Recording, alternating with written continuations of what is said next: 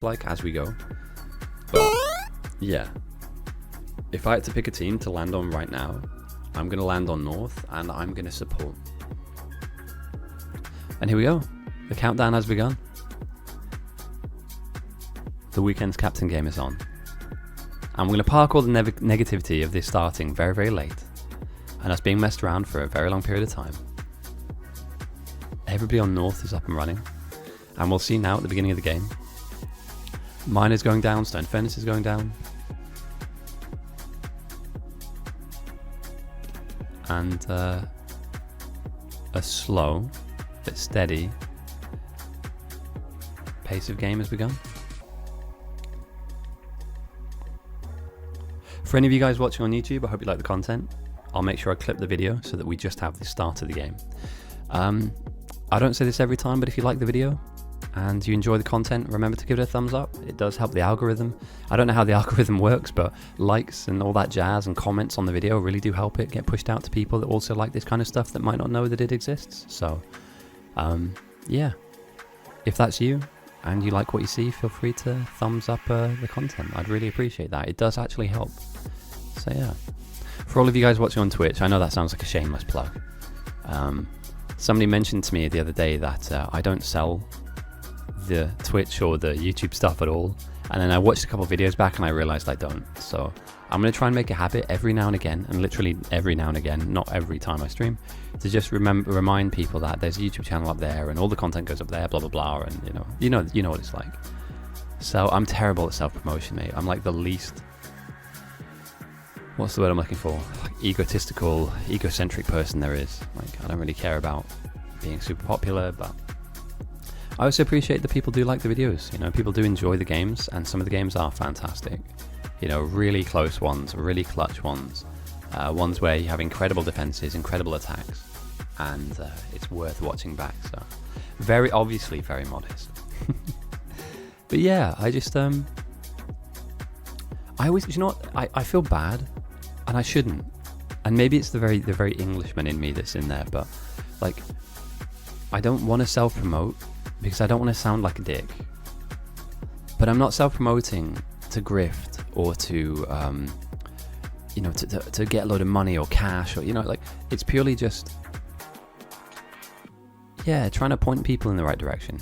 If you like Factorio and you think there's something out there that you haven't done and you don't know about this could be a fantastic opportunity for those players to engage in a new version of a game that they've played so much, and a competitive element of that too. So there's like a varied in gameplay and game style each time you do play.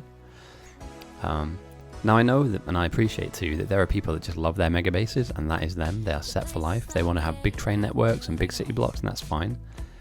But it's Saturday, and there are close to 40 people playing against each other on either side. Well, there or thereabouts. I'm taking a liberty with the numbers there, but it's not bad.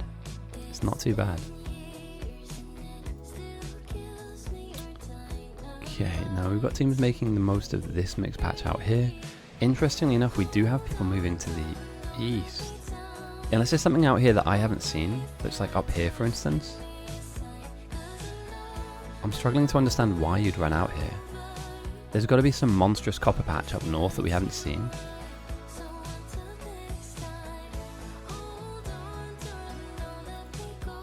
But I don't see the east compared to the west in terms of like getting your mega base up. The west to me just screams mega base. Now I might be wrong, but yeah, exactly. You're right, Fraggle. You play it how you like. We at the moment are doing Space Age, which I'm loving at the moment. Space Age is such a unique version of this, especially when you land on different planets and each planet has like a biome you have to deal with. That has been amazing fun. Okay, Red Wraith and Colonel's coming up north. This is definitely an outpost, but why are we here?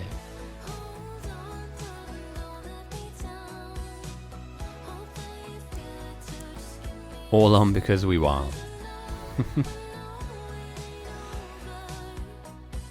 Yeah. It's certainly not a prescriptive game. I'm a huge fan of just, getting in the mix and playing the scenario that's in front of you. You know, the thing that makes this game fantastic is the unique element that you can roll a map or down. Don't die, Carl. You're far too good for this. Mecha Mail, welcome, mate. Hope you're having a good weekend. Welcome in. You've joined us at the very start of a game that some would say is insanity. It's taken us a long time to get here, but we finally have two teams of about 20 on 20 playing competitive Factorial. If you have any questions about the game mode, feel free to ask. This is an educational stream. I happen to be the best player in the server. I'm obviously not playing right now because that would be unfair. When you're very good at video games, remember as well to stay humble. Nobody likes a kind of person who brags about how amazing they are. That's all you're going to find in this stream, however, so get used to it. But yeah, very good timing. Imagine tuning in for the first time and just watching 45 minutes of nothing happen. That would be terrible. But as we can see on the south, we have some smelting lines starting to be blueprinted on. We have power now starting to go down. So the south are starting to kind of draw out the initial outline of where their base should be and what it should consist of. As we can see here, these convenient little letters above each smelting line: I for iron, C for copper, and down the line we'll have S for stone. Some would argue I'm the greatest at being humble, you know. I sound like the Donald Trump of biter battles. I'm not, but yeah, that is exactly what it is. C for copper, I for iron, S for stone, and a large S for steel, so that you don't get them confused. It's obvious as well when you see the steel smelter that it isn't full stone, but yeah, this is for those of those players who are English speaking but maybe not foreign language speaking.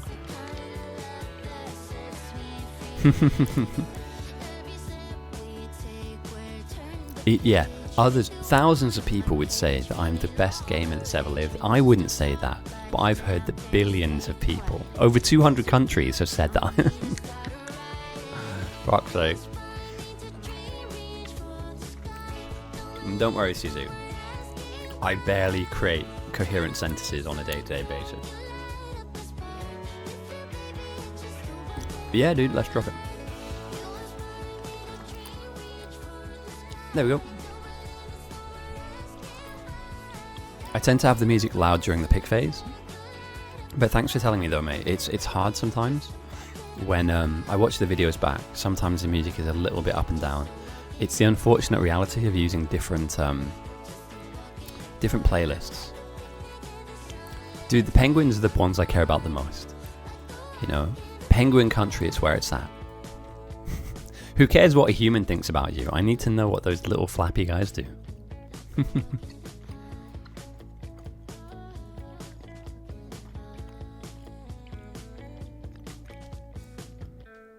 Now, I try and make every stream that I do as non-political as possible, but I'll make an exception this week. I'm going to slap a tariff on myself.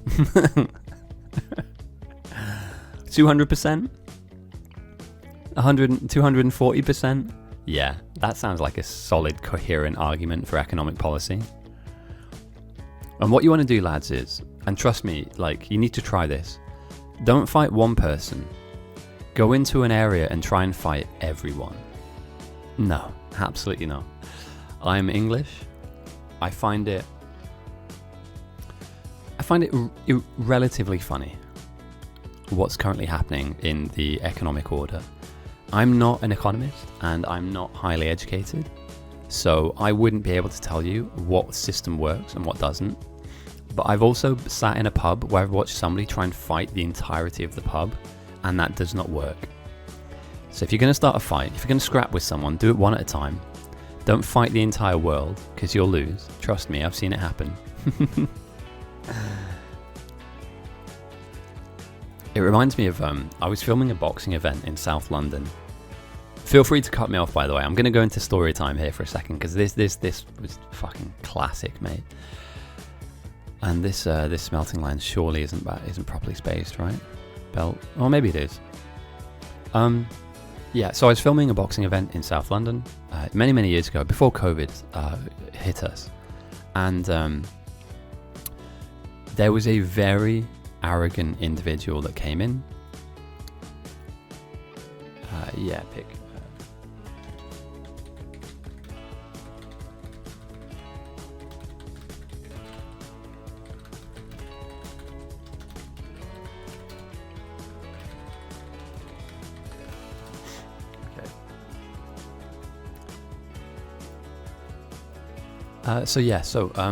Yeah, this Irish guy, I don't know why, he decided to walk into the room and basically offer everybody out. So he was boxing that day, but he wasn't boxing right then, and he just walked up to every single person in the room, and he was like, I'm going to knock you out, I'm going to knock you out, I'm going to knock you out. He went up to, and this guy was like a middleweight, right? So we're talking like 70 kilos, 75 kilos, going up to people that weighed like 100 plus kilos, heavyweights, going, I'll knock you out, I'll bang you out. When it came round to his fight, this obviously had kind of caught on to the event a little bit. Like this guy was being almost like Conor McGregor, like overly, he got high on his own supply kind of thing. He lasted about 30 seconds. He got his absolute soul rearranged. Like he got knocked out in the first 10 seconds of the fight. He stood back up again, tried to continue on, got taken out again, and the referee called it. And I've never seen somebody leave an environment so fast with his pride and his tail between his legs so hard. It started off with him walking into the room telling everybody he was going to bang them out, and then he got completely cleaned out and left. So if you're going to start a fight, try not to fight the entire world. Try and pick your fighters one at a time. Try and win those fights and move on. I don't know if it's non-Americans. I think it's just impactful. I think things like this, they echo and reverberate around the world. Oh damn, Carl goes down. There? Alright guys, F in chat for Carl. Our first death of the run.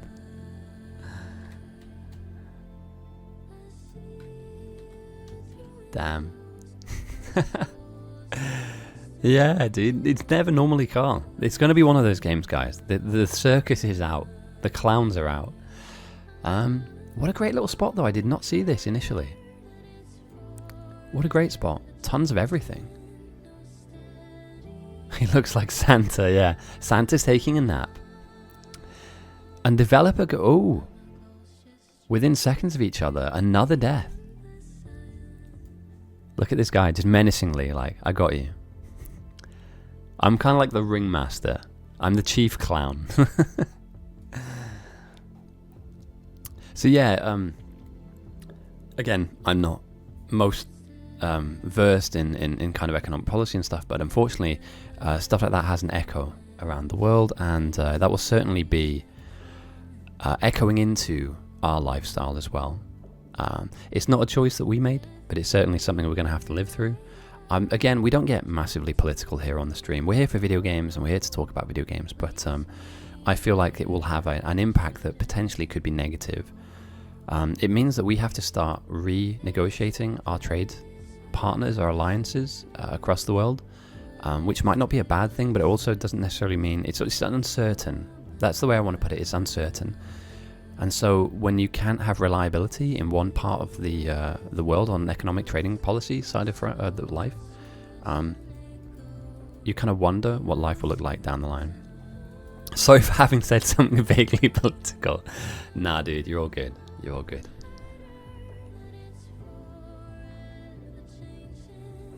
Yeah, I get you on that one, Mecha. It's a hard one, isn't it? No, dude, don't worry about it. It's not a thing. It's not a thing. I'm going to be honest. I thought that the end of somebody's political career would be when they mocked a disabled person. To me, in my job, if I ever did that, I would not work again in the industry that I did. For that to happen and go unchecked was a symbol of things to come, a sign of things to come. That said, we have to also understand that we're on the outside looking in.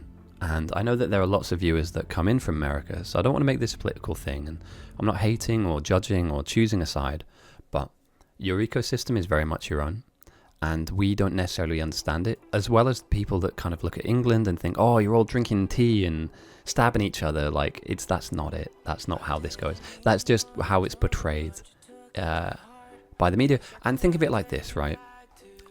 We only ever hear about the planes that crash, right?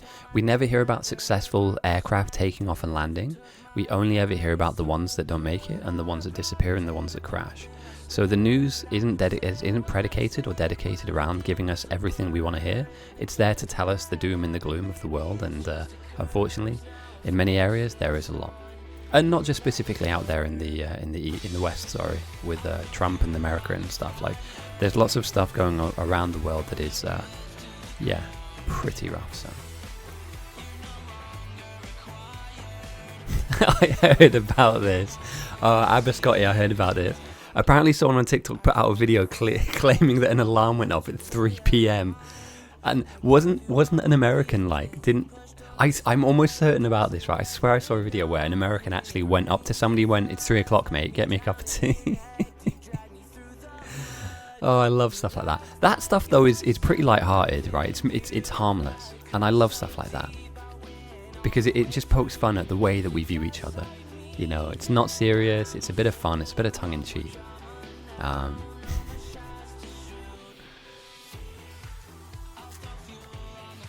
Also, Mechamail, sorry, I missed your message. Seems like there's a lot of Germans. Yeah, Germans are all over this server. There's a large, dominant factor of German players here. I do speak a bit of German. A little bit French. A little bit of Chinese, by the way. The story one, how good is Have I Got News For You, by the way. Now, Ian Hislop and Paul Merton are certainly not at their best, as they have gotten older, but those two as a pairing, I don't think there gets much better than those two. I love them. Yeah, dude, holy. Yeah, the Deutsche fahren, they are very... I think they take it more seriously at school, right? When I was at school, learning French and German was like a bit of a pastime, like we didn't really take it seriously. But it's a superpower that not many people tap into, you know. Luckily, believe it or not, English is actually my third language. You wouldn't know it from hearing me speak. Like, you probably think, oh, this guy's English through and through. But I learned English as my third language, and it's now my predominant language. It's my primary language. But growing up when I was younger, I didn't speak English. I learnt it mostly from TV and music and like film and stuff. Italian and German, my two other languages. Although I'm going to be honest, over the years, not being able to speak it consistently doesn't keep you sharp. So I'm no longer as strong at those two as I used to once be. Mostly because I'm not interacting in that way as much. Persian, English, Turkish. Oh, dude, yeah, German. Yeah, it's not that hard, really. Well, I say that. It may be to somebody who's learning brand new, it is, but I find like it's not an incredibly difficult language to master. I would surround yourself with things like German music. German TV is fantastic. And, you know, the more you're around it, the easier it is to pick up. If all you're doing is going onto Duolingo or another translation app and you're trying to learn it through that, it will become a bit of a pain. Whereas if you surround yourself by it, you'll pick it up very fast, I feel. Dude, another death. What's going on here? Dude, this is... Nice. Asian language is way more difficult. Yeah, dude, holy shit. I speak very broken Japanese, very broken Chinese, by the way, Mandarin specifically. You're right, dude, seasick. You're completely correct. I grew up in Germany and Italy. There was no choice. You either, you know, learn that language or you just don't. And when you're young, I was very young at the time, it comes naturally because you don't think twice, right? You're not burdened by any preconceived notions of what it is and what it isn't. You just get on. I love this little smelting block, by the way. Sorry, I'm just checking in on this. But it's something that we can celebrate, you know, together. Learning new languages, understanding other cultures, I think is key. You don't need to necessarily agree, but just having a basic understanding. Sisk. I got you. So I've been mislabeling you for like 3 years now.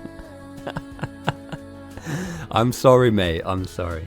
But thank you for correcting me. I'll remember to call you by your preferred pronunciation other than Seasick. Seesk. Like cease and desist. My bad. But you know what? I'm happy to be corrected. I'd rather get it right than get it wrong. And let me swap the music out real quick. I don't mind this stuff, but let's go for something a little less... let's go for something a bit more energetic. There we go. That's a nice change of pace. The good news is now I know. I'll make sure that I get it right as much as I can. Bear with me though. I might every now and again get it wrong, but I'll try and lock that in for future broadcasts.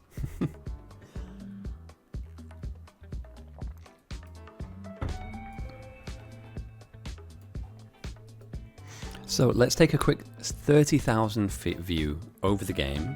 It appears to me that nobody has gone west, even though there's an egregious amount of resources here that could make a late game build. Most of the players seem to have opted to go to the east, especially the stronger stacks, so Carl, Arctic and Prox out here with Waros 2.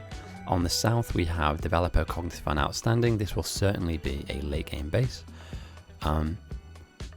Now I don't want to be rude, because it has taken them a while to run out here, but it's not going up very quickly. We've got Morgan out here with a couple of coal patches, which I'm almost certain will create power. Twitch streamers proved that I was very wrong. Well, you know, I mean, I don't get bent out of shape over it, but how you pronounce my name isn't OG, it's just Og. Almost like if a caveman was saying it. But never mind. We listen and we don't judge. It's a great saying, by the way. Morgan is, dude. Morgan is absolutely power man.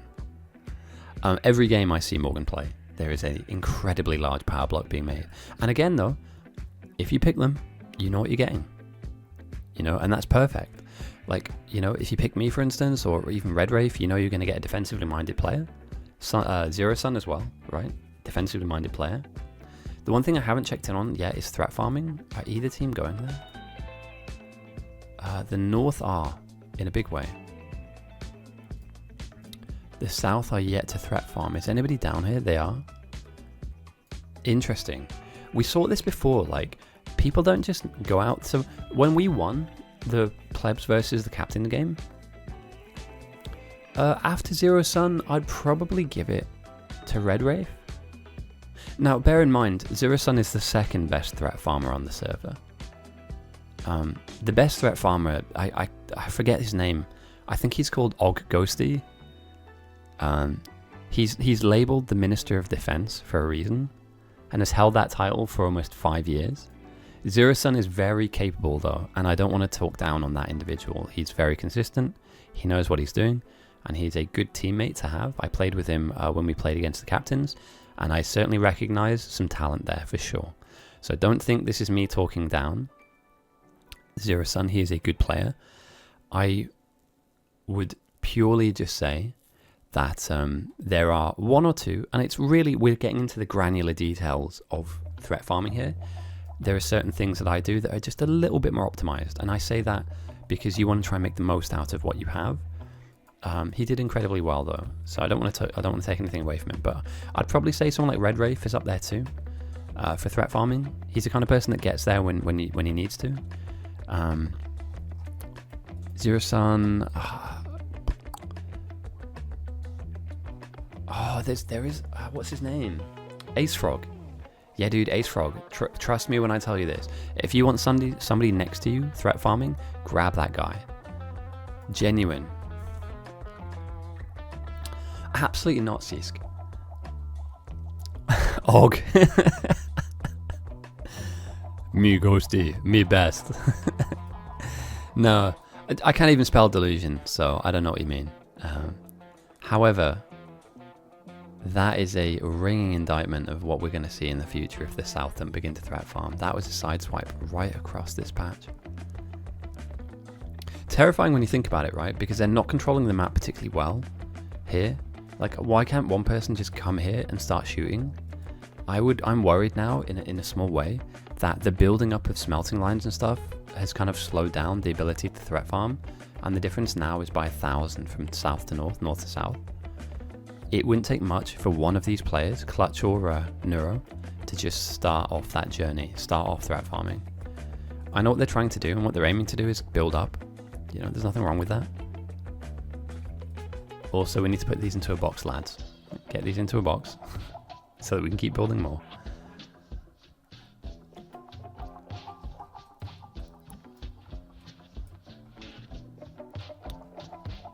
Okay, brick smelting, you love to see it.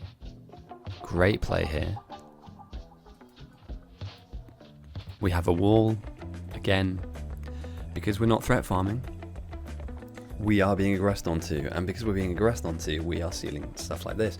Now, this isn't the worst thing in the world. We have a wall that will stop these from coming in, but, you know, by not managing the threat, you're basically kind of open to small sorties, small kind of raiding parties of bugs, and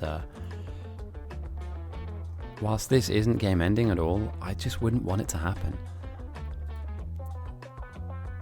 Now, the South have managed to research automation too. I am planning on captaining very soon. I've been quite ill over the last couple of months, so I've taken a leave of absence basically for my own health's sake. I've been streaming the whole time, but playing is a very... it can take a lot out of you, especially if you play for like 3, 4, 5 hours, like, you know, those long games. I didn't have the stamina in the past to do that, but that being said, today, after this game, we'll be playing some Space Age, so I'm going to be doing a multiplayer run of Space Age, the DLC, which everybody is invited to, by the way. I need to make that very clear, guys. I'm not doing Space Age so that it's just me. If you want to come and join and just help us out, even if it's for 5 minutes or 10 minutes, you're more than welcome to join us. So don't think that you need to join for the whole run, or that, you know, you need to be here every single time we load up. Even if you join for 5 minutes and you just want to kill some bugs, yeah, hop in. Message me on Discord or message me on Twitch. I'll send you the password to the server and you can join us. I'll be doing that later. For now, obviously we'll spectate this game. And then tomorrow, if there's a captain's game on, I might play it. But I might also get some more Space Age on. I'm loving it at the moment. We've gone from Navius to Fulgora, and then from Fulgora to Volcanus. And, Neuro goes down again, dude. Now, we covered this at the beginning of the game. Neuro is a good threat farmer. There's nothing wrong with the way that Neuro threat farms. I don't have any negative things to say about his early game threat farming. However, every time you die, every time you go down... No, dude, Gleba is next. So I used a Wheel of Death. In fact, let me show you this real quick. I'm slightly kind of proud of this. We randomized everything that we did.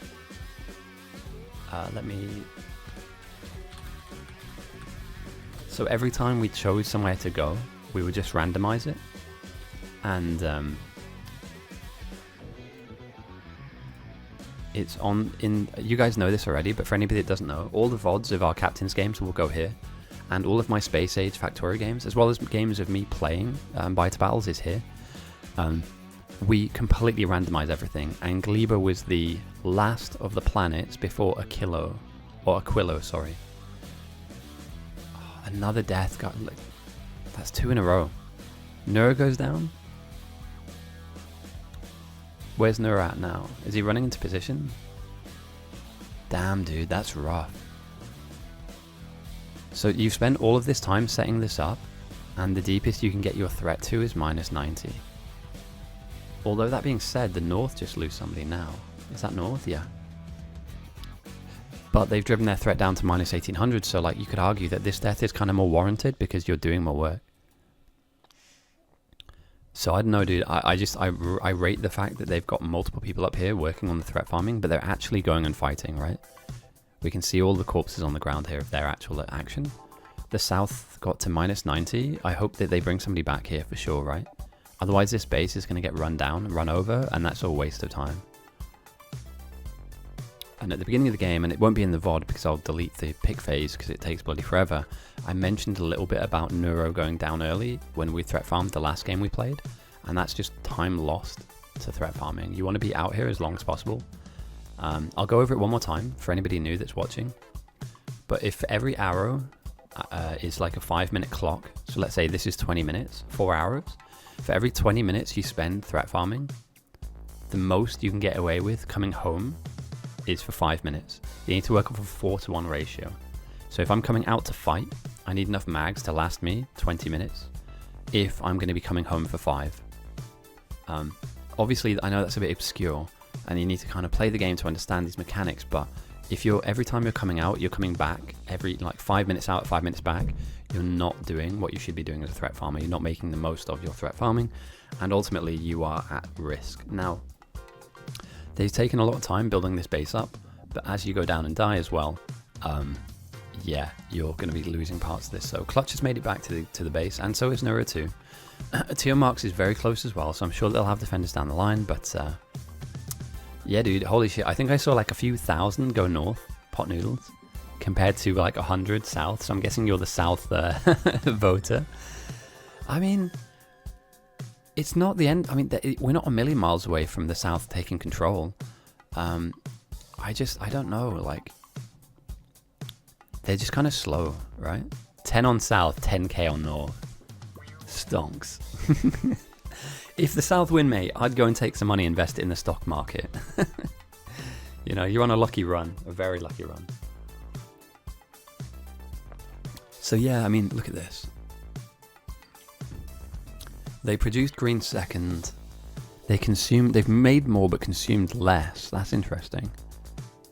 And they produce less red and they're consuming less as well. I don't know, dude. Like, there's just something about this. It feels like it's not kicked into gear as much as you maybe want it to. Although labs are firing, right? So we're moving. Like, we are chugging away. Okay, some oil is being put down for the south as well. You love to see it. We're going to need a lot more than that. King of Gugu is setting up some kind of smelting here. And here we finally, Fang as well. What a great guy. Fang is one of the... That's all good, Cease. That is all good in the hood, mate. Making use of the... Oh, dude, gun turrets. I mean, we're going to start running out of time now. They're only really good for the first 20 minutes, 25 minutes. So, we'll see how this goes. Fang, by the way, our Chinese friend, very strong player and has a lot of unique builds. One thing I'd say is if you ever pop into a game, like naturally during the week, check out Fang and some of the stuff he makes. Ooh, damn. Yellow power on south.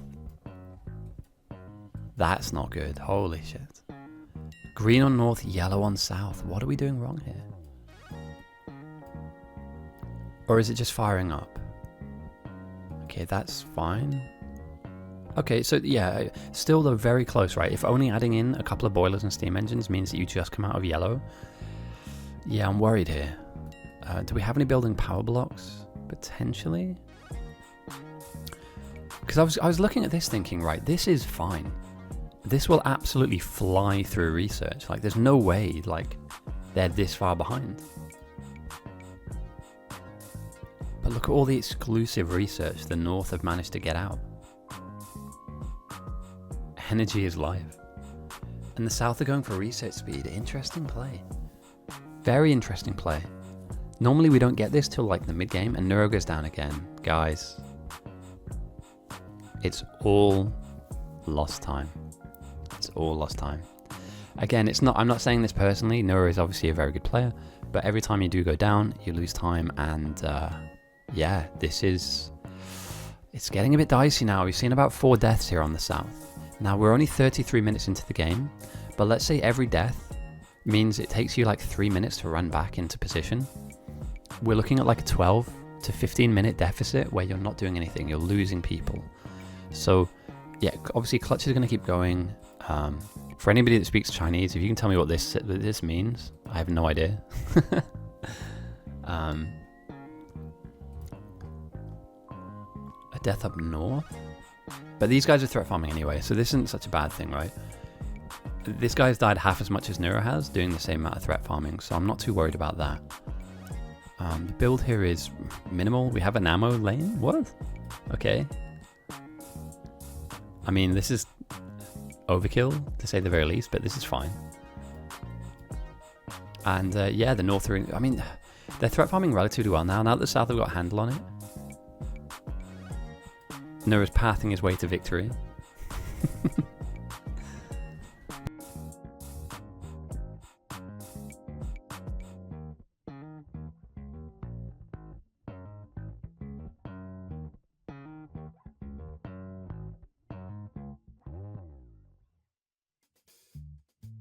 Let's see if the guy makes it back in time. It's a treacherous journey to make, but a necessary one. He's attracting a lot of attention though. If I'm Neuro, I'm asking people to help me out here because there's no way he's going to get to his body and just survive. Let's just see the trials and tribulations of a Frenchman. Does he have any ammo on him at all? Oh, he has a grenade. Good. Another guys, what's going on? We're on POC. His body's here.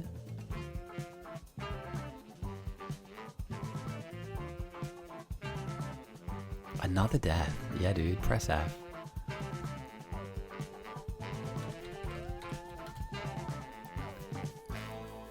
It's been a bloody battle so far.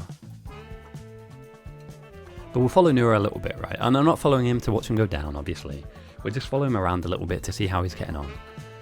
You know, the way that this works, and I'll explain this to any of you that are uninitiated to the threat farming side of life, but you kind of want to group a load of bugs up behind you. Almost like playing zombies, old school COD zombies. You have like a train of them behind you, and you, you know, one grenade will detonate a pack of about 20 to 50, depending on how many of them you can grab. The most treacherous part of this are these worms who will spit acid at your feet and slow you down. And the early game armor that you have does not help you with slow. So this is why Neuro is going down a lot. See all these green patches on the ground here? These are all puzzles you need to solve as they come at you. So like threat farming is not that simple. It's not easy. And you need to navigate your way through the pain that is the worms. But so far so good, mate. Carry on, my wayward son. There'll be peace when you are done. And if that isn't a song lyric, it should be. Let's check out research real quick. The South are waiting to get their military and blue science up. Obviously this will be blue. Military is being built where? Just off to the side. This is fine. It's not big, but it's okay. And the North are in a similar position as well, right? They're slowly meandering towards blue science research. I'd like to see some level of military, right? Are they going to forego military entirely?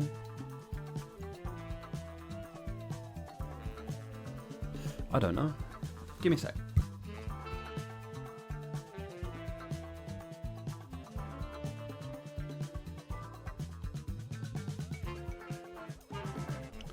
Yeah, so let's take an overview of Maine. Let's take an overview of Maine. So this will be blue science for sure.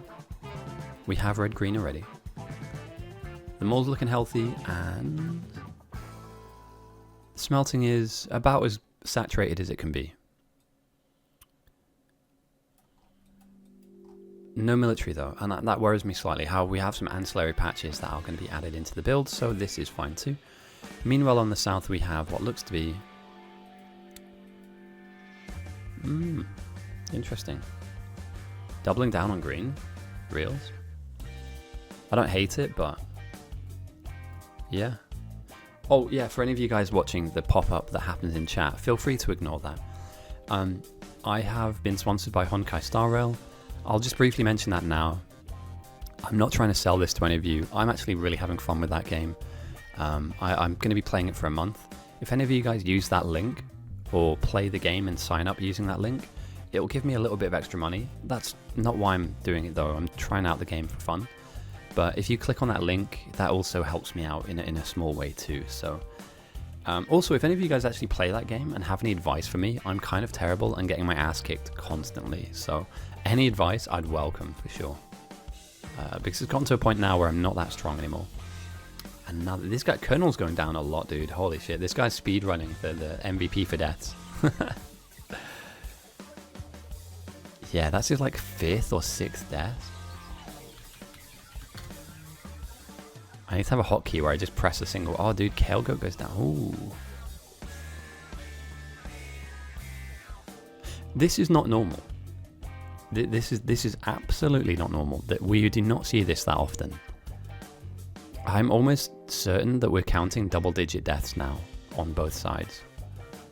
I'm 90% sure that we've seen double digits of people going down. We're in the first hour of the game. The bugs haven't been sent to. So at 5%, you can literally melee them and survive. Bearing in mind, we have a lot of new players in, so I don't want to kind of throw any shade at them. But this shouldn't be happening. You know, the fact is, this guy is dead, and now he has to run all the way back up. This guy. So yeah, carry on, mate. You've got this.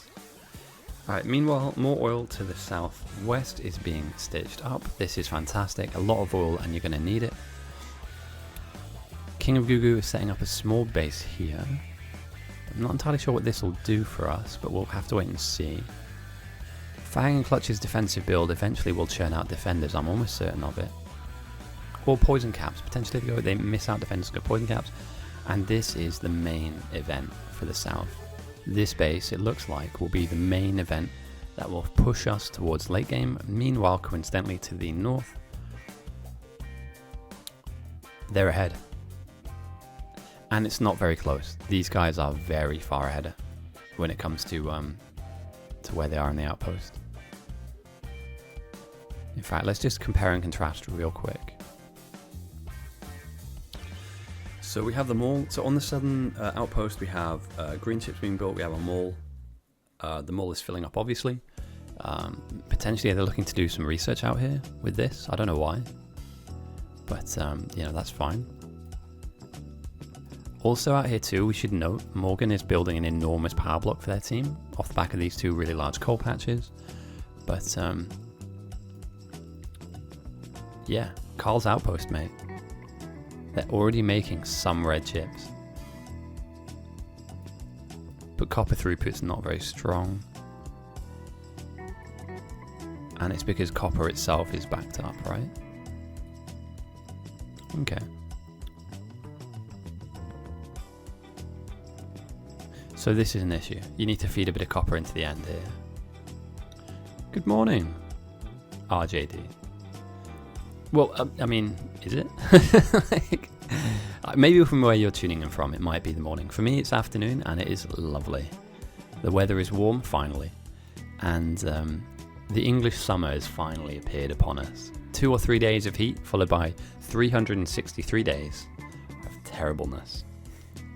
But I appreciate, mate, if you've just woken up, good morning. Once we're done here, space age is upon us. I'm going to go up, obviously, you know, we'll see this game out, we'll see this game through, and then I'm going to be loading up our Vulcanus run.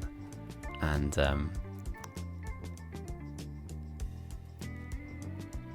red belts? Wait, hang on a minute, what?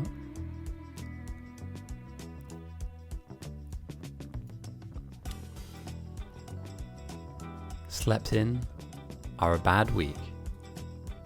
Damn, dude. It's been such a bad week, your grammar has been affected. It's reflected in your bad grammar. That's fine, mate. Happens to the best of us. When I was on the pain meds a couple months ago, dude, my sleep schedule was terrible.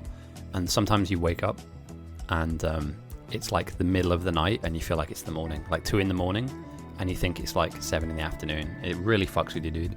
Like time displacement or having like a broken, fragmented sleep schedule is actually pain. You can't organize life around it. So I feel you on that one, mate. Hopefully you're feeling better. I don't know, dude. Would you fancy some space age later? I'm going to message everybody and see if they're up for it. If I don't get a lot of responses, that's okay. Like, I'll chill for today and then we'll get it going tomorrow.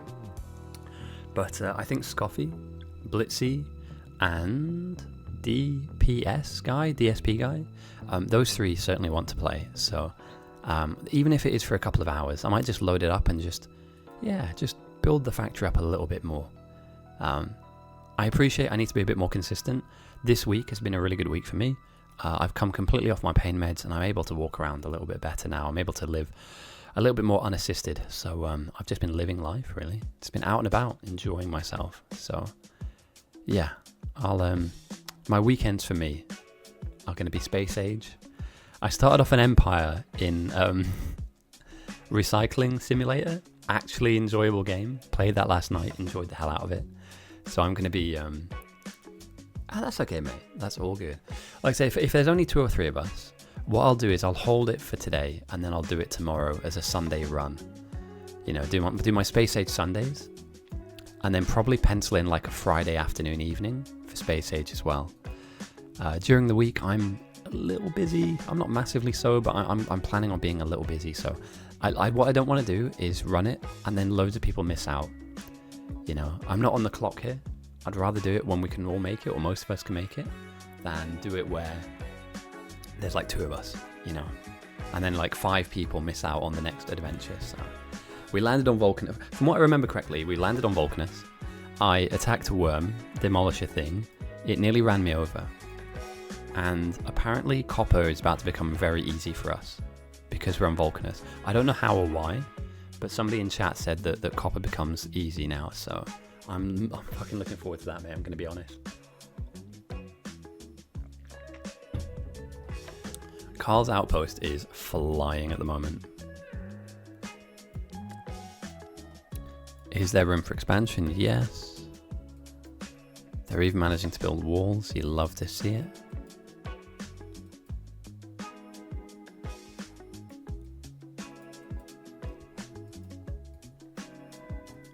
The defensive base is slowly fitting itself out nicely. Let's check in on research real quick. I realise it's been all over the place today. It's not been a normal stream. I got a bit salty at the beginning, so I'll have to make sure that doesn't make it into the VOD. But, you know, I'm glad the game is slowly but surely taken off and we're here now.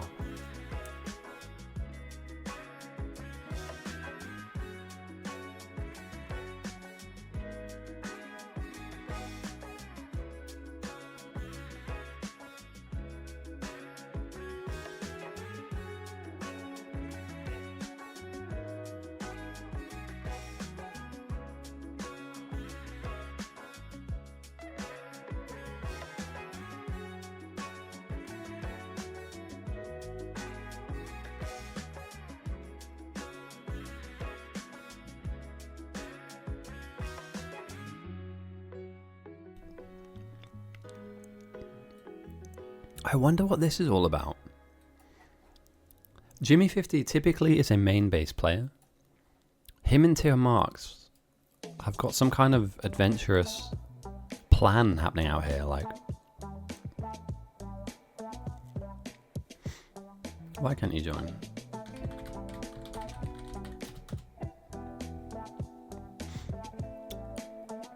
I'm...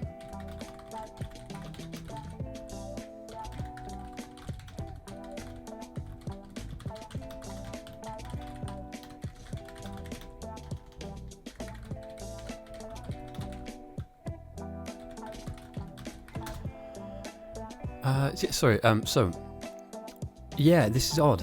Normally you'd have Jimmy in main, building up main base. Now again, you have a couple of people. You can be moved, you can be moved.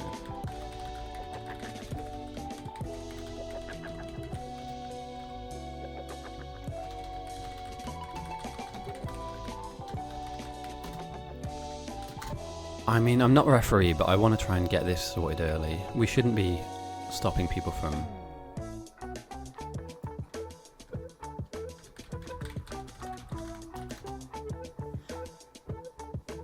Do I have the permissions to do this?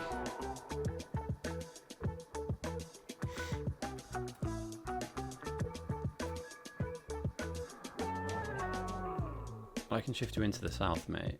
Sorry guys, I know this isn't stream relevant. I just don't like it when people get ignored.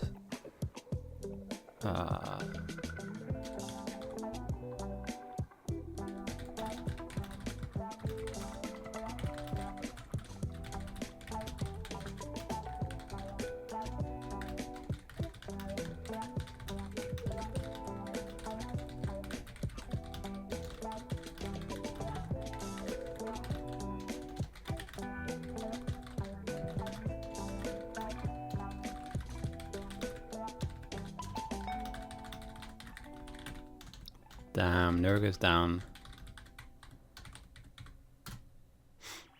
I've had Aparisi. Why don't they want him in his team? Aparisi's a good player. I don't get this. Hang on. Can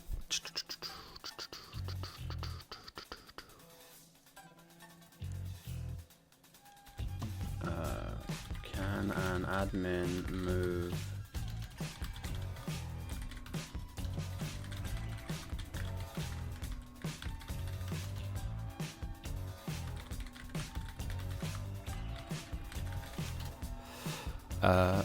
I'm still an admin in the server. I just don't know if I have the permissions to do this. And the last thing I want to do, I don't want to disrupt the game.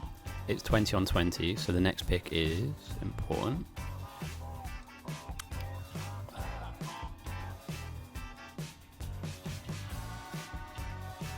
There used to be a button up here that you could do it. Game status, tournament menu.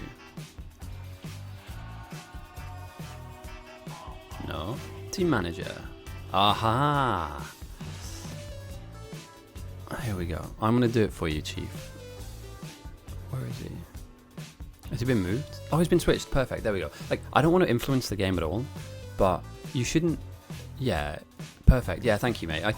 The one thing I want to make sure of is that some people just don't get heard that often, and they'll say something in chat and then people just ignore it, or maybe it just gets missed. But like, you should be able to play. You should be able to have fun. You know, you should be able to join in. So I hope that Percy has a good game.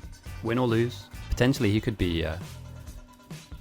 Yeah, would you mind giving me the TLDR of that, mate? Because I did see it. I just haven't had the time to read up on it. It was something about has he been kicked from a few games, or somebody kicked him out of main or something? I remember there was a discussion about taking items from chests, and I just don't know why that would be an issue. If he runs again, sorry, 1 second. Let me back myself up. I've played with Aparisi. I'm calling him App for now. I've played with App for a long time. He's played multiple roles in the games against me and with me. I would consider him a relatively veteran player.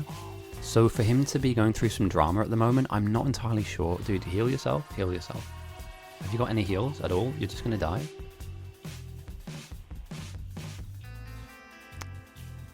Ah, okay. Yeah. So it's a player. It's not him doing something in the game. It's him and a player are having issues. Okay. So they kick. Wait, hang on. Carl's on south? No, Carl's on north. Oh, that's wild, mate. I don't know. I don't get into drama too much, but we can all get along, right? We don't have to be best friends, but we're all here to win, or to play hard and to play well.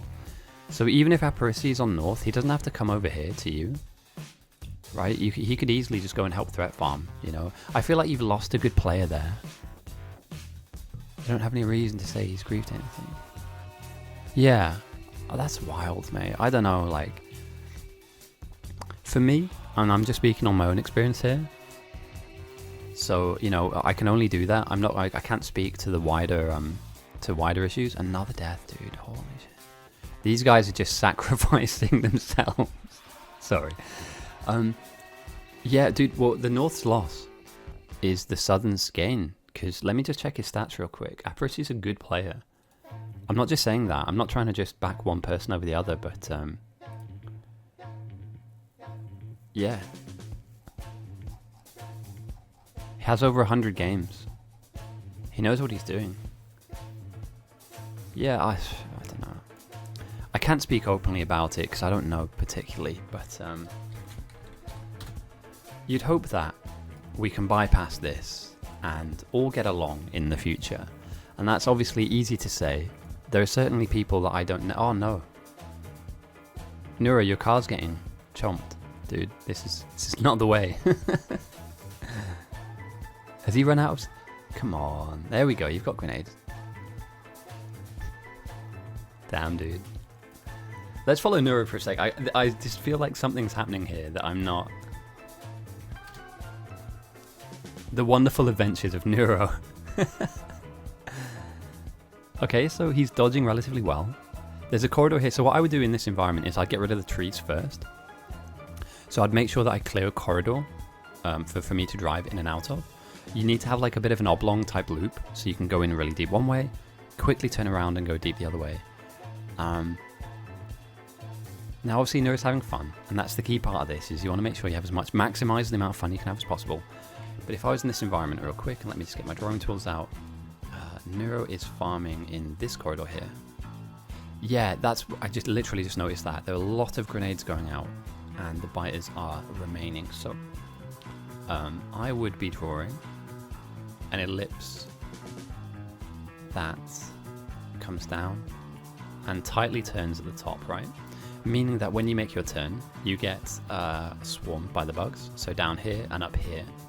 And everything in these lines, as we move down, are collecting bugs. So red is collection, yellow is my car's journey, red is me collecting bugs, and the red circle is where I'm throwing my grenade. Effectively, as I make those turns, the bugs come on top of me, and then boom, grenade goes down, and I begin that move up again. That move up again. Artus Lakic. Oh, thank you, Raiders. Holy crap. Welcome. Apologies for the MS Paint on the screen for a start. I hope you're having a good day. I hope your stream went well, mate. Thank you for the raid, mate. What have you guys been up to? Hopefully more nerdy stuff like Factorio. Paint is life. I'm just learning now more more applications for Paint. How, like this, for instance. Let me just.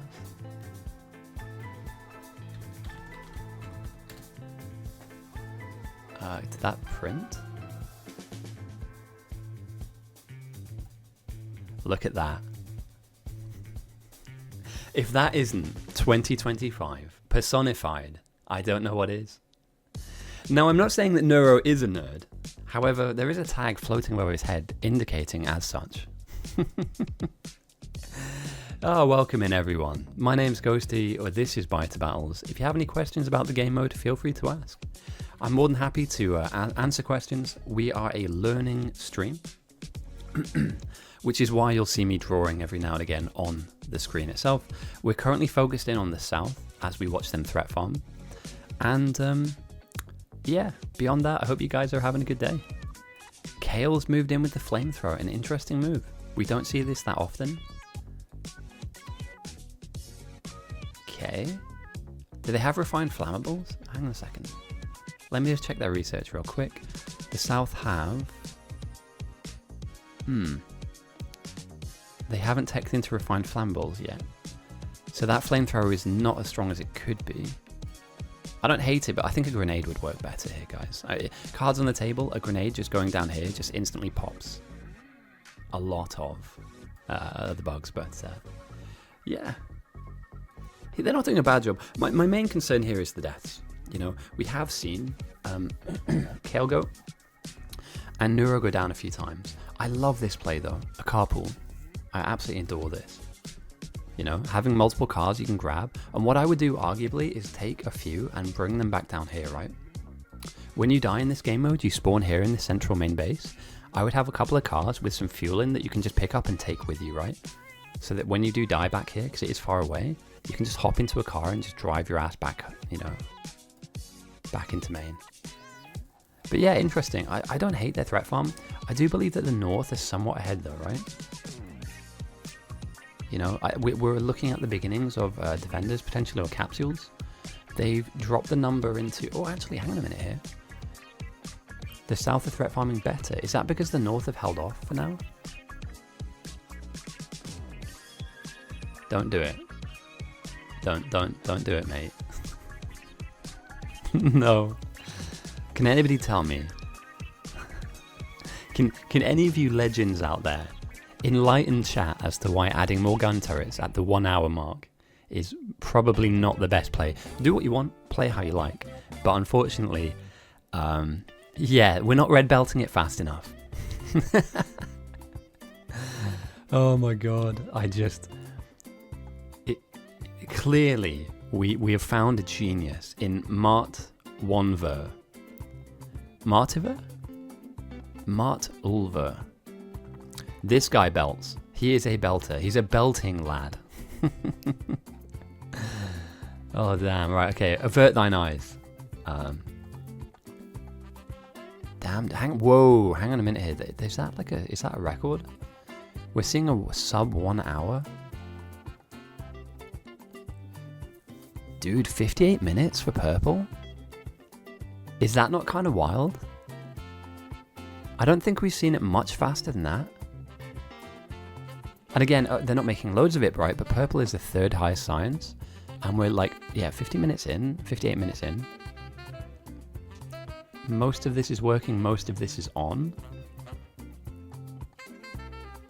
Fair play, guys. Alright, coincidentally, the south's counterpart to the north's outpost, so this is obviously the north outpost, the south outpost is down here.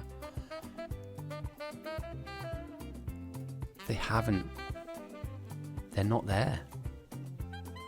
They're not there at all. We're talking about a really 5.5 hours. These guys are too fast.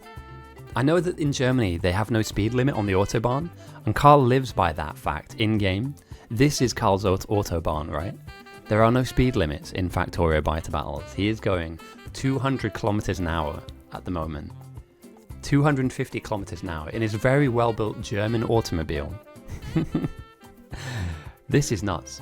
This is really strong from them. Now again, you know, having purple is one thing, sending it is another, but the South's threat farmers are dying constantly, and it's great they've got these poison capsules. This is a really big win for them. That being said, a purple send, I mean, a purple send really throws them off balance. And will they survive like 50% bugs, you know? Because the jump is quite large. You go from fighting these guys, you know, and they're kind of quick and they do a little damage, but not a lot. And all of a sudden you're dealing with mediums and bigs. Oh damn, he didn't last long. Lads, the belter. Oh no, wait, that's wrong.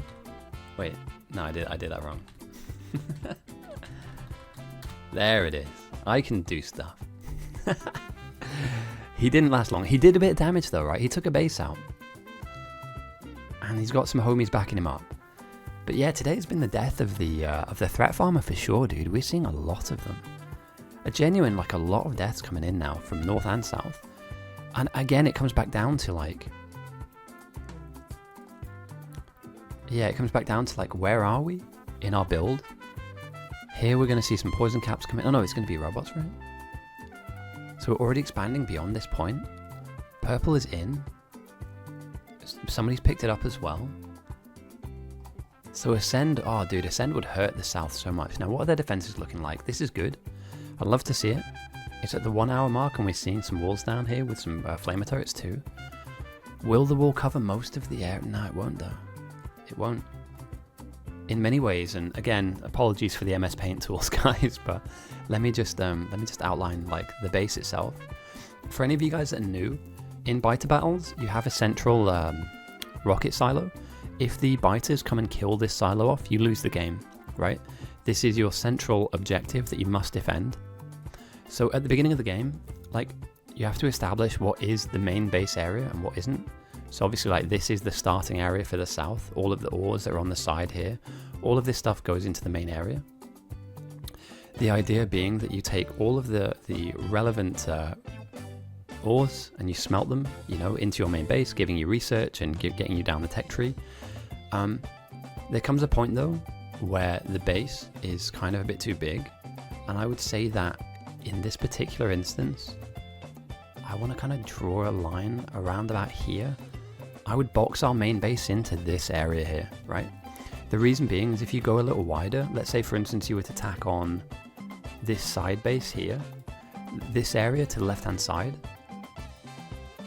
all of this is like dead space that can be outside of a wall that you don't need to defend. And beyond that too, if something makes it to the edge of your wall, you're not running that far to make a defense happen. So ultimately speaking, like, having a small compacted main base is worth it. Having a wall at the moment that goes all the way out here and here, I'm nervous about that.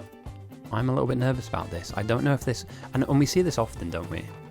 We see this often where, you know, the bugs will make it around the edge of the map and your wall doesn't really matter for anything. Oh, hi Hannah. Welcome. Thanks for joining us. And F in chat for sure. There are many, many deaths happening today, and there will be many more. It's a bloodbath, you know? But, you know, Bye to Battles is a labour of love, and, you know, love is a war zone, I've heard. According to many of my favourite romantic songs, love is a battlefield, you know? But welcome in, and I hope you're having a good weekend. Firstly, how is Apex going? I've checked in a few times, and you're certainly giving Cindy a run for her money. You know, I'm starting to feel like you're starting to carry a bit more now. So, Cindy, the era of Cindy dominance is over. The Hannah era is upon us. Beaming nerds from miles away. Oh, thank you for that, mate. I've actually been leaning forward this whole time, so I do need to stretch myself out. Yeah, appreciate you for redeeming that. Another death.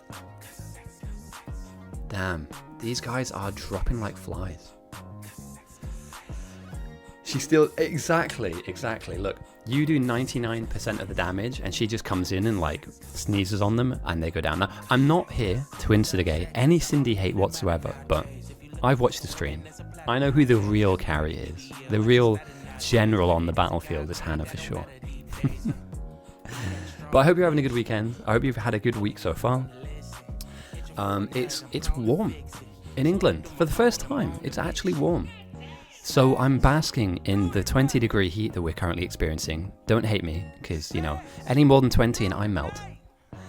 And, yeah, you know, life is good. It's sunny first and foremost. My cat's out sunbathing in the garden. He's loving it. Absolutely loving it. Oh, also, by the way, guys, if you type in !face reveal into chat, you'll see a picture of me. I plugged that in recently. So I think it's, yeah, ! Face reveal, all lowercase, no spaces, and there's a picture of me.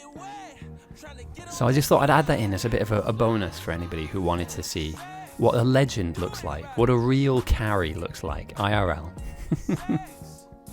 Don't worry, I haven't doctored the picture in any way, shape or form.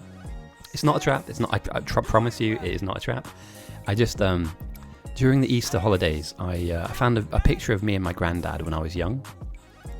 And it's like the most adorable picture I think I've ever had of me being taken.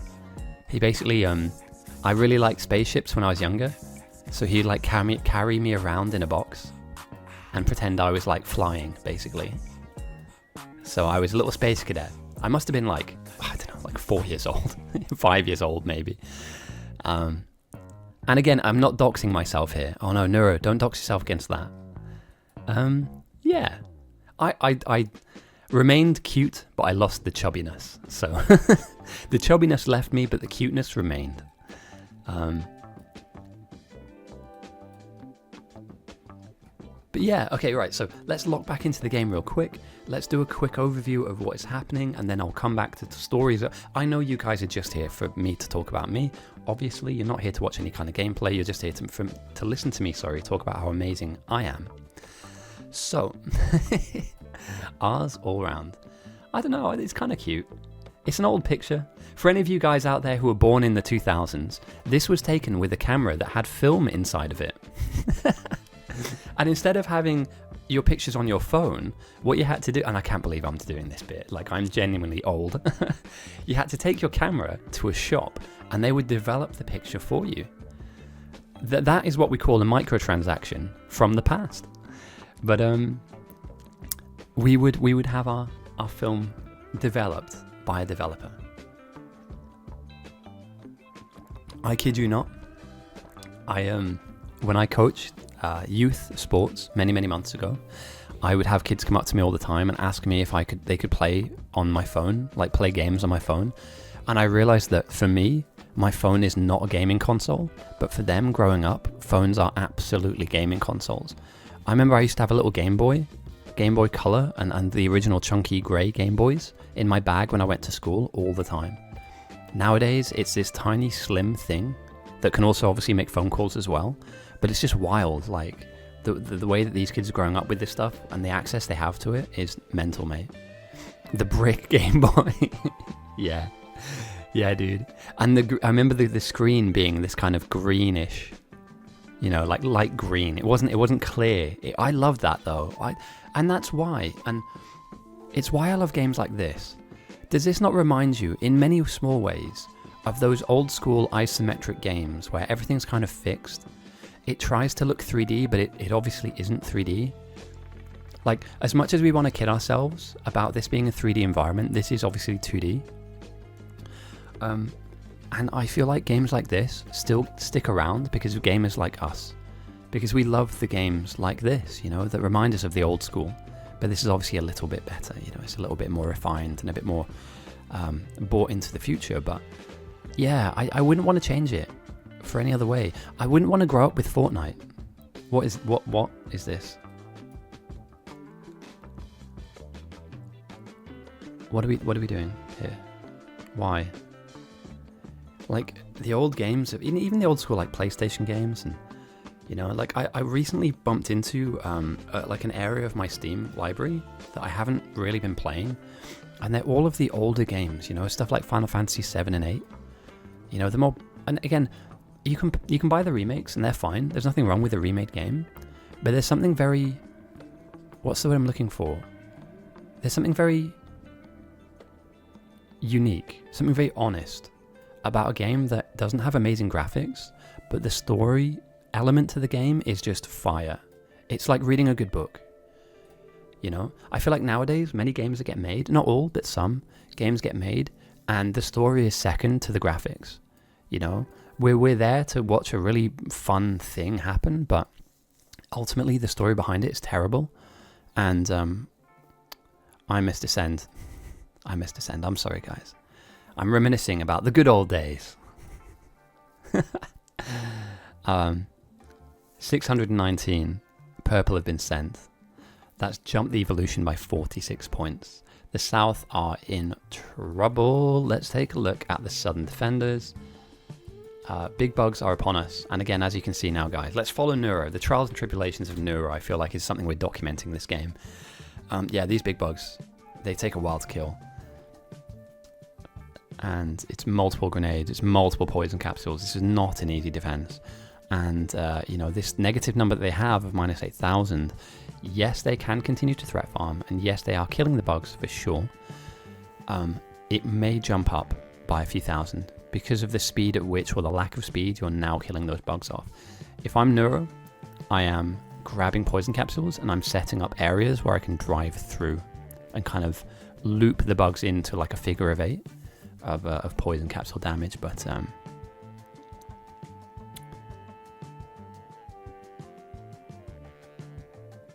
yeah, Evo higher not only means easy threat farm, threat also grows up fast. Yeah, it makes sense.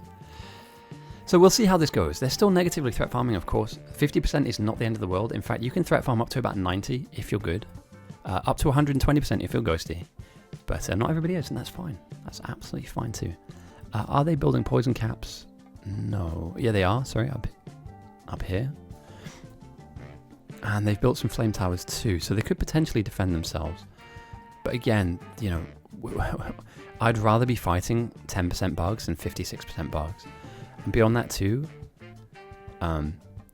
this purple creation that we're seeing happen down here in the north, this is going to last for the rest of the game. So if you're humble, yeah, only the humblest of humble threat farmers can farm up to 120%. Dude, there's a game where we got sent, and it must have been like 20 rockets. It was one of those old school games, right, where everybody's saving, loads of rockets have been built, and I ended up kiting like 400% bugs. I kid you not. I didn't kill any of them, but I spent about an hour just driving around having these things follow me. It got to the point where I had to start like refueling my car. Like I'd stick a stack of fuel in, and then I'd drive around for so long I'd run out of fuel. God, nothing good came of that game, by the way. We lost, we got smashed. But yeah, about 100, 120% you can manage. Beyond that, they get far too fast. They'll catch you up and they'll just kill you off. Purple arrow. Damn, I wish we had more varied gameplay though. We shouldn't just have one level of the game that we can reach and then that's it. Once you hit that purple level, that's game. I'd love for us to have some kind of more, I don't know, varied, I guess. I'm trying to think of something like, Okay, this is fine. They're not upgraded though. I'd be somewhat worried about this. But yeah, kind of a different meta, a different playstyle that we can adapt and adopt towards. Like, this isn't the worst thing in the world. Let's see if are they going to grab and drag? I wouldn't do this, dude. You haven't got your upgrades yet. Here we go. Neuro queues them up. They are a mile away though, right? We're not talking about them coming in quick. Yeah, they're at the back of the queue here.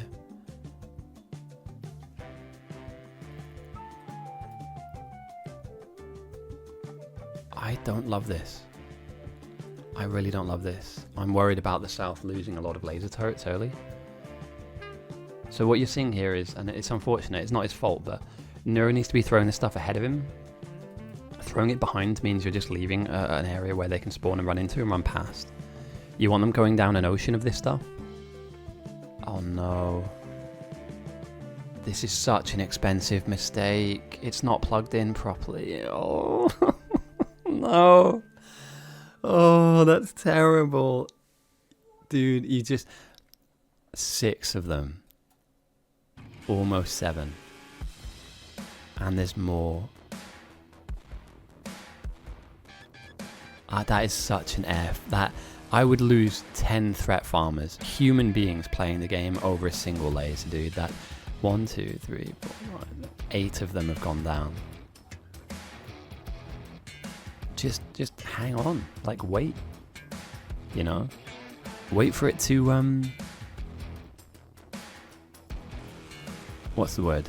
Wait for you to get your upgrades in, right? You're still seeing a minus 8k threat. You can wait 5 minutes. Or maybe you can.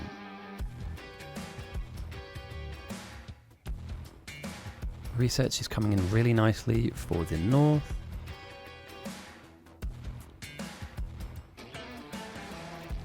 And they're going for these mixers. Oh, they lost some cars as well. No.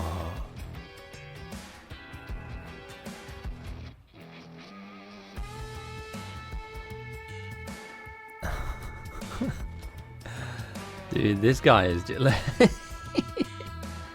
He's not even picking his body up. It's kind of grief though, right? This guy has...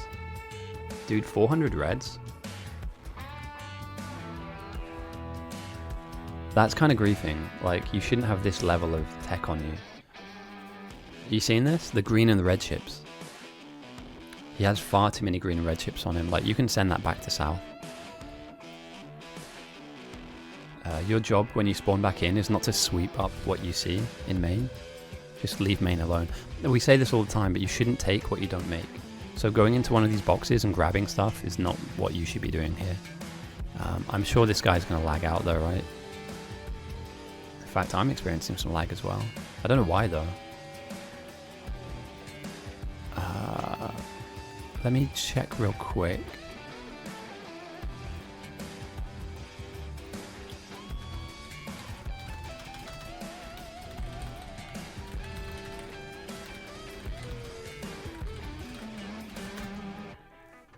So we're probably lagging because Neuro has his BBTV running, which is the passive bot that we have up on Twitch. Let me just check to see if that's online. It's resource intensive, and if I was Neuro, I'd disconnect him for this one game. Is it up and running? It is, and it's resource intensive. Now we'll bounce back on UPS and FPS, that's fine. Oh, what, the Formula 1's on as well?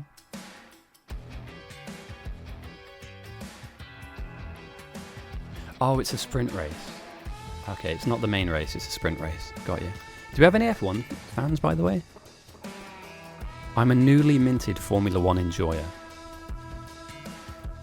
And I need opinions, because I don't know. Oh, there's history, obviously, in that sport. But generally speaking, I'm not entirely sure what I'm looking at here. I know that Red Bull are... No. Verstappen's really good. I know that because he's won a load. Oh, damn, dude. Look at this. Nightmare. Absolute nightmare. Why are you bringing them in? You've got to get rid of them. You've got to chop this back, right? If your base is here, then bare minimum, right? And I mean this, like absolute bare minimum. You've got to get rid of this. You've got to chop into this area and push this back, right? Drive this away from your main base so that you have space to breathe. At the moment, the bugs are on top of you. Like literally on top of you. It's terrible. I was in Silverstone race. The year Nigel Mansell won the World Championship. But once the FIA started making it impossible to pass, I stopped watching. Okay. Mansell, that's a few... Again, not trying to date people, but that's a few generations go away.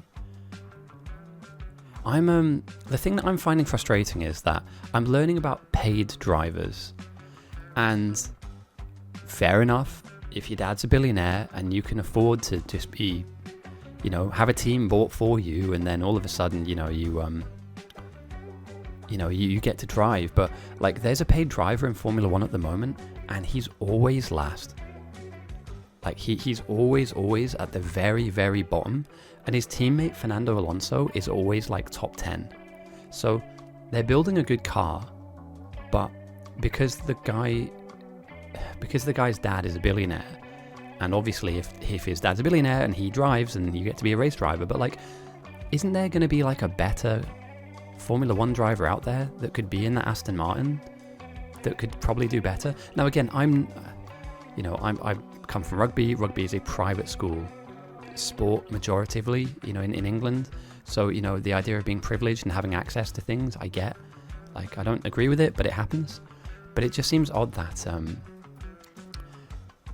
if he was a billionaire's son and he was like top 10, every now and again he's like bottom 10, you'd understand. But this guy is always at the very back of the pack. And I would just be like, do you know what, dude? I wouldn't compete. I'd try and just get into the business. I'd try and help my dad run the Formula 1 team. I'd drive a Formula 1 car for fun in my free time, and I'd get a driver in that represents the brand better than you. It's just wild to me. And again, I know I'm only speaking to a niche part of this, but he's never won anything. And it's not like winning's not important, because you need to have the best car and be in the best like team, but it just seems odd to me that nepotism is rife in that sport, where you can only have 20 drivers, right? And then some reserves if somebody gets ill or injured. But to have somebody that was just bought in. Okay, these lasers are getting upgraded. Could I ping Neuro? I can, dude.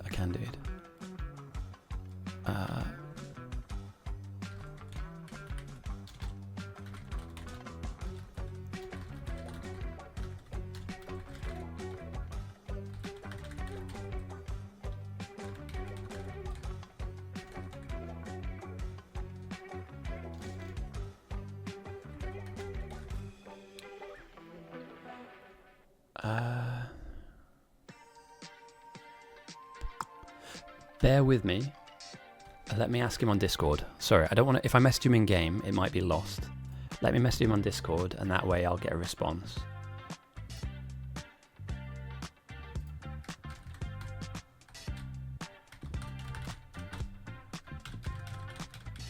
Sorry, give me a second, guys. I apologise. You're not tuning in for this. Cool. Right, I'll send him a message on Discord. That way he can respond when he's free. Otherwise, it will get lost in this side chat bar, and they might miss it. So yeah, hopefully he sees that. I know for sure. What today? I need to count. I need to count how many people we've lost to this. But so far, it's far too many.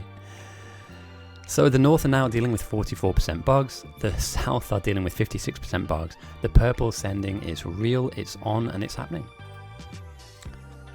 The mutagen looks to be 190 have been sent from south to north with a mixture of red, green and blue. And yeah, guys, we might be spamming this a bit too much, but we just have to. It's the law. And as you can see here, Red Rafe's doing a good job of poisoning down an area. Well, actually, well, every time I zoom in on a threat farmer, something bad happens. I need to stop. I need to stop. So what Red Wraith is doing well here, was doing well, was circling around, poisoning the ground, and circling inside of that poison. You can always heal yourself up. Remember, the bugs cannot heal. So, you know, as long as they are in this blue area, they will die. And as long as you can keep yourself alive in that blue area, you're cool, you're fine. Now, my question here is, are we expanding beyond this point? Or is like purple the way that this game is going to be won? So there's a really hefty amount sat in a box. And some mixers have gone down for the north. I do remember seeing a mixer going down for the south as well. So are we going rockets here? On POC? The Murray Walker curse? No, but I'm interested. Give me a second. Okay, have you ever heard of Neuro course? Every time Murray said something, he jinxed the driver. I think I've got that curse today. It's called, in casting, it's called the caster's curse, right? They'll look at a hot area and be like, look at Neuro go, and then Neuro will get taken out. So we don't want that to happen, obviously. But I'll try and avert mine eyes. I'll avert my glaze. My gaze? My glaze? What am I talking about? But yeah, stuff like this, yeah, I'd get rid of all of these little items in the ground. Certainly you are more likely to bump into them than not. And as you can see, there's a large amount of bugs following. Damn, Red Wraith goes down too. What would you blame it on? The weather? It's just one of those days, you know, I just felt like it. The threat though on the north, I'm slightly worried about this now. They're only at minus 2k. That's not a lot. That's not a lot at all. And keeping the bugs this close, again, like, you need to kill these bases off. You need to look how close this is. You need to get rid of some of these buildings. They are millions of them. Another death on the north. And the bugs begin to swarm. You're not helping yourself here, guys. You're bringing the bugs to your base. This is really bad from the north. You can avoid this entirely. But at the moment, Straightener needs to figure this out, because like nobody else is up here to help. And they're lucky they're not dealing with big bugs too. Matt goes down again. Over here, the north space is in shambles. I think shambles is probably the right word to put here for this. It's not going particularly well. Although they're slowly clearing it out. They just need to get back onto their threat farming, right? Like, I don't know what... You shouldn't be too nervous about clearing out the actual bases themselves. If I had to put my cards on the table, like... There are lots of mistakes being made, right? And it's hard to argue otherwise. There's lots of really simple mistakes that are currently being made from both north and south. At the moment, the south are in a really strong position. The only thing I worry about is the north have a large send ready to go. Oh, that, and they're bringing bugs into their own base, right? So when your bugs are in the negative, they should be passive, but if you're close to them and you bring them anywhere near, they will attack you. So this is all self-inflicted. All of this, self-inflicted. I'm sorry, lads. You did not need to do this to yourself. You have made this happen to you. Again, it comes back down to getting rid of this. It's your map. They're just here passively, so you can move them around, and I'd cut this back massively back here. So the north are in the lead, but not by much. The south are comfortable, but not by much. It's actually a much closer game than initially I thought. If I had to give it to one side or the other, who do I... Let's take a real honest appraisal of this.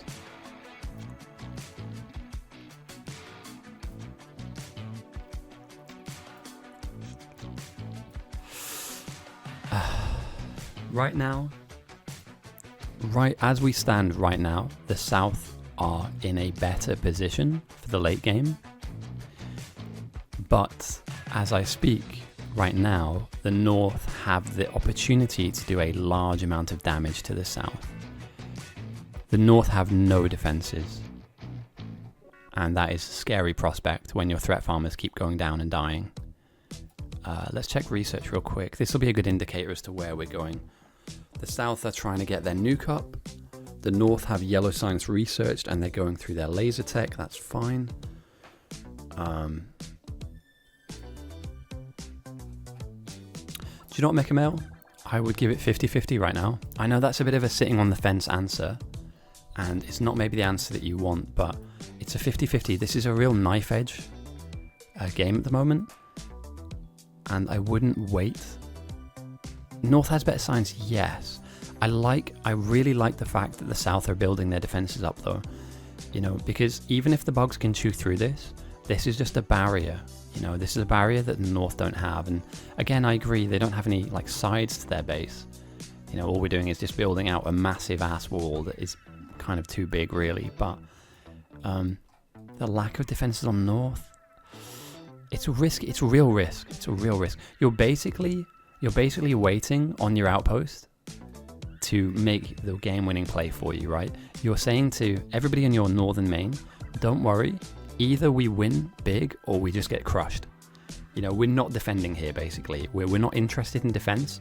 We either get smashed or we smash. And it's a risky play. It's a really, really risky play, you know? An argument could be made as well. I mean, let's take a look real quick at production. This will be a really telling tale. I mean, look at that. The North have made over 2,000 purple. The South have made only 400, and they sent almost 200 of them away. So ultimately, like half of their purple has been sent and the other half is being held. They're not researching yet on the South in that respect.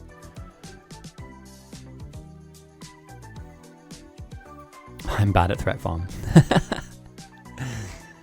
I don't know, dude. I'm curious. I don't think it's going to be a long game. But I don't think this is going to be over in the next 10 minutes either. Like, we'll have to see where this leads us.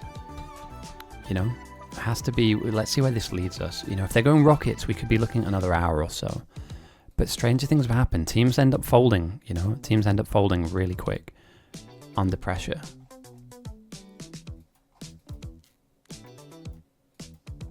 So, not that it's about Neuro.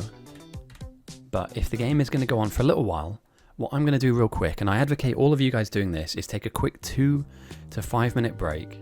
I'm just going to go make some food. I'm going to go put something in my oven to eat. Because as we know, sometimes these games do last longer. So, yeah. What I'd say to all of you guys watching, listening, anybody tuning in, I'll be back in a minute. We're going to follow Neuro real quick and see how long Neuro lasts. If he dies, the camera may go static. So I'll try and check back in. But have a drink, go and use a bathroom, have a stretch, go outside, get some sunlight, get some fresh air real quick. The game will carry on, and I'll join us back up in about 2 minutes. So take a break, and I'll join back up with you very soon.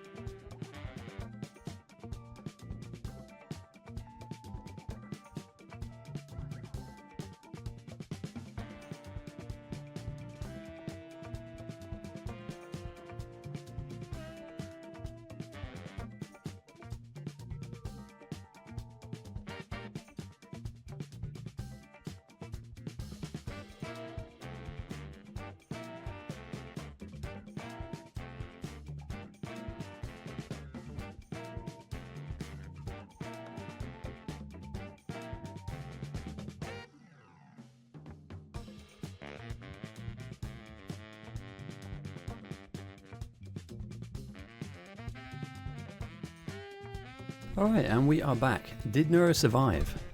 Question. Second question, Evo's the same. We haven't had any sends. Welcome, Blitzy. I've just chucked a little bit of food in the oven. Let's take an overview of the game. Space Age later, mate. So I've had a few people contact me about doing some Space Age. I don't think there are many people available today. And I don't blame them. The weather is good. It is kind of bringing my... we are going into the summer as well, so I'm sure people have got plans outside of video gaming. No, chicken wings today, mate. Oh, I can't wait. I've had these chicken wings sat in my... Oh, another death. Dude, the death stats at the end of this game are going to be wild. This guy's died at least 10 times. Yeah, no spot noodles today. We're going to be... famous Jimmy quote, bingo checked. Everybody build power. Another death. Sorry, so yeah, when it comes to Space Age, I think there's only 2 of us available today. So what I was going to say was, we load up Space Age tomorrow. I'll do it a bit early, and we have a long run, basically. We run for about 6-7 hours, rather than doing 2 or 3 hours at a time. Obviously, I wanted to do it yesterday and the day before, but slightly sidetracked, just with IRL stuff, but... yeah, we could run it, dude. We could run it. So what I'll do is, once the stream ends, here today, so once this game is over, I'm going to message everybody that does Space Age, and I'll see if I get some responses. If there's more than a few of us, 100% we'll do it. We'll load it up, we'll play for a few hours, definitely. I've just had a lot of people respond to me saying they're not free today. And I know that it is my run, but it's not just my run, if that makes any sense. It's kind of everybody's. Oh, the Garbage Empire. You guys are going to love this. I honestly, if you check my Twitch VODs from yesterday, I played a game called, and I forget the name of the game. Give me a second. It's called Recycling Center Simulator, right? Say that, 5 times that speed. It's fucking funny, dude. You start off by basically collecting garbage, and then you create an automation line to turn that garbage into like high valued items. It's actually good fun, like, I'm not gonna lie, and I kind of wish it had multiplayer. Hang on a second. So we 100% free win. That's bold. That is bold. So we 100% free win. Jimmy's saying 100% free win if they can get power on. I don't know, dude. I don't think you do. I think it's 100% free loss if you don't get power on, right? Because, the mixers these are fine, right? These will work for you, but... yeah, I might demonstrate Garbage Simulator later. I might need to load that up just to show you guys it, just to show you what it's all about.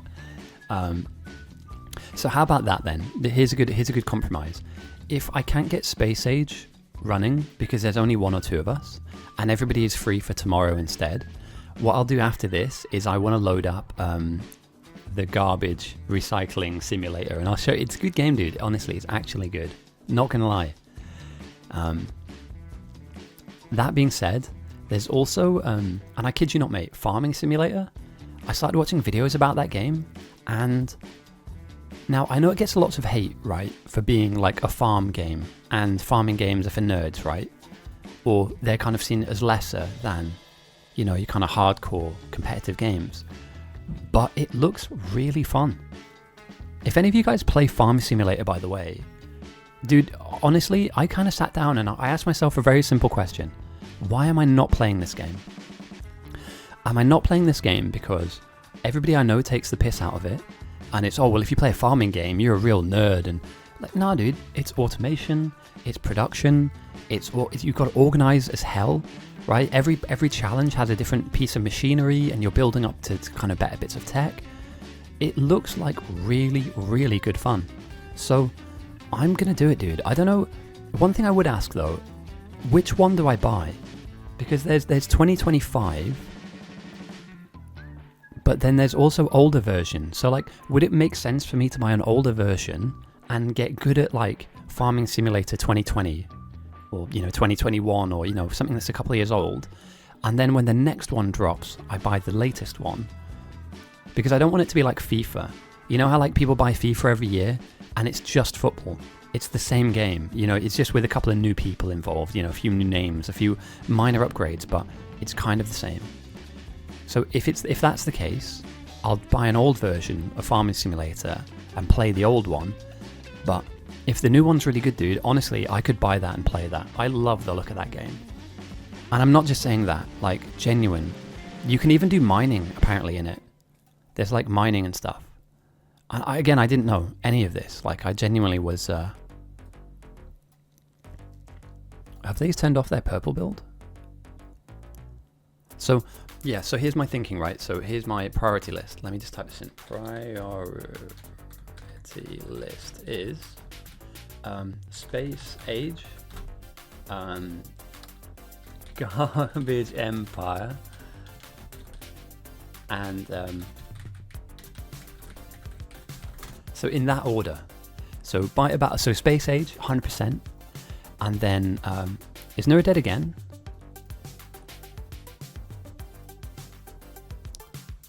Ah, okay. FS25 is graphical quite a bit better than 23. Gameplay's the same. They work smooth. Okay, so it's a bit more optimized. Honestly, guys, I don't know anyone that plays Farming Simulator. Wait.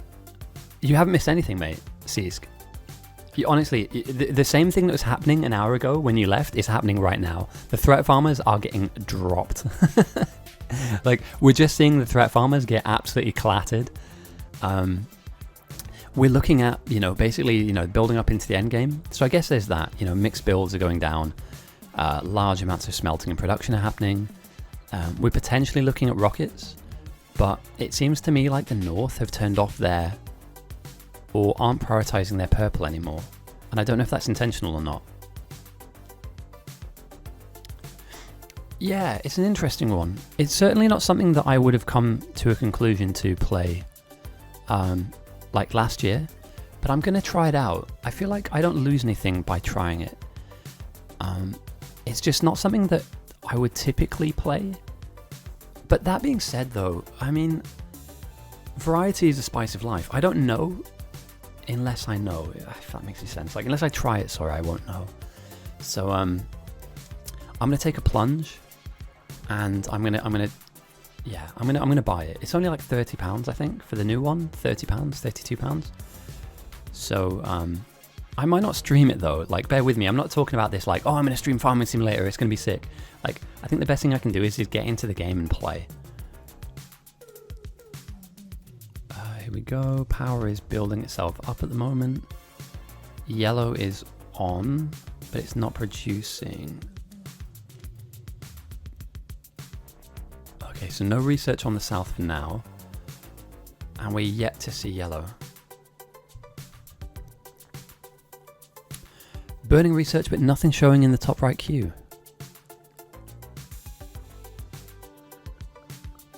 Oh, damn. Controller, for sure. I need to play with controller. Keyboard, it's bad. I'm not against controller gameplay at all. Like, some games are built for it. Certainly when I play Honkai Star Rail, the game I'm sponsored by this month, I'm definitely on a controller for that. But I'm interested about that Captain True. So, burning research, but nothing is showing. Hang on a minute. Let me check my... And that's for the south, you say? Oh, no, here we go. Interesting. So there's nothing up here, but they are researching it. I mean, they could easily just push down the laser research, right? Is that the end of my music? Oh no, there it is. It's back. There we go. I like the ambition that the South have, by the way. Oh yeah, true. Yeah, that's a good point. If you're spectating, you won't get any of the readouts that I have. Well, sorry, that the team will have as you play the game. Let's just take a quick overview. So, blue chips and LDS are being produced now a little bit on the south. They're now building that out. They're also defending themselves massively too, which I'd love to see. The wall's not very thick, but they have lots of lasers. Meanwhile, in the north, more mixers are going down. This is a vast amount of mixers. They have a large amount of blue chips. Yeah, a large amount of blue chips and a decent amount of LDS. So they're going for a rocket. I'm surprised we haven't seen a purple throw. I'm surprised we haven't seen anybody push beyond this 50 and 40% mark. It would have been nice to see just a small bit of pressure continuing on. Right, I'm almost certain. Look how many bodies there are here, by the way. Oh, that's so sad. That's so sad. Yeah, you can imagine that both teams are going for it, but like if you went for like a yellow send real quick. I mean, there's 19 versus 22, right? So you have enough people to be able to build the spam.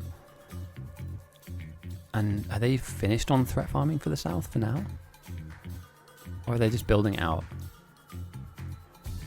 What is this? They are. No, you're totally right, dude. Sisk, you're totally right. They have bits. Is it just one guy though? Is it just Wraith threat farming? Because alright, one more is doing what looks like fluids, so oil cracking. Is there just one guy? And with 22 players, I'm 90% sure you can grab some of these people, right? Grab Jumboy, grab this dark guy, go up north, dude. Like help. Go and help out here. You're in need of people up here, for sure. Because I'm not going to lie, this Colonel guy is trying his best. He's dying a lot. And that is a big send. Neuro with a large sweep. Where did that come from? Did Neuro just sweep signs? What? What? Hang on. Whoa, whoa. Is Neuro toxic all of a sudden? Are you guys seeing this? Neuro just swept labs and the science on the belt. So for anybody watching that doesn't know, we tend to leave science alone because you need research all the way through the game. A very new or noob thing to do is to sweep the labs and sweep the belts outside the labs to provide you with some science to quickly throw. Now, this is a desperate act. And we went from 45 to 63%. It's not bad, actually. It's a good jump. But all of that research that you took now needs to be rebuilt, and you're not currently researching with it. So this isn't a play that you make unless you're under pressure or you think you have an advantage. And at the moment, what they're not researching is Automation 3. Something that you argue could be better off having than not. Again, Neuro's captaining South. He can do what he wants. But in terms of efficiency, I wouldn't back that play too much. And the lag is real, dude.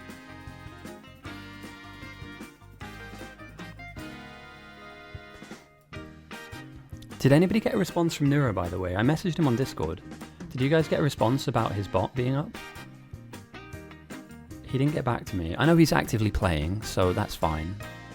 You know, I don't appreciate that everybody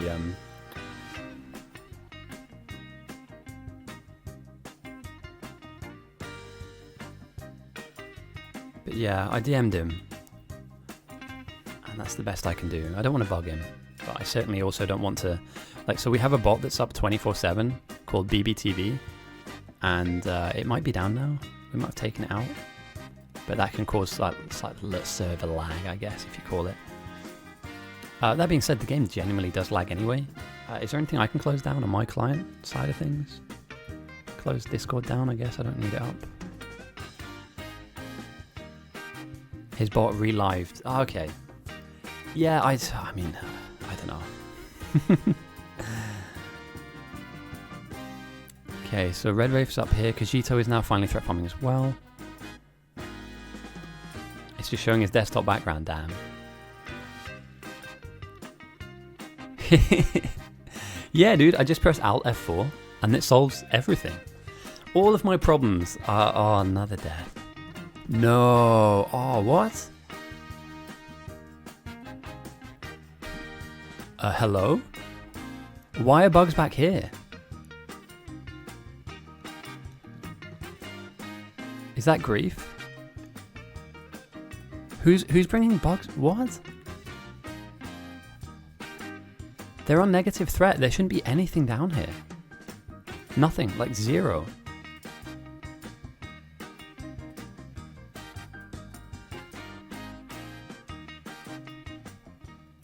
Yeah, dude. Some of these we need to run a threat farming clinic for sure.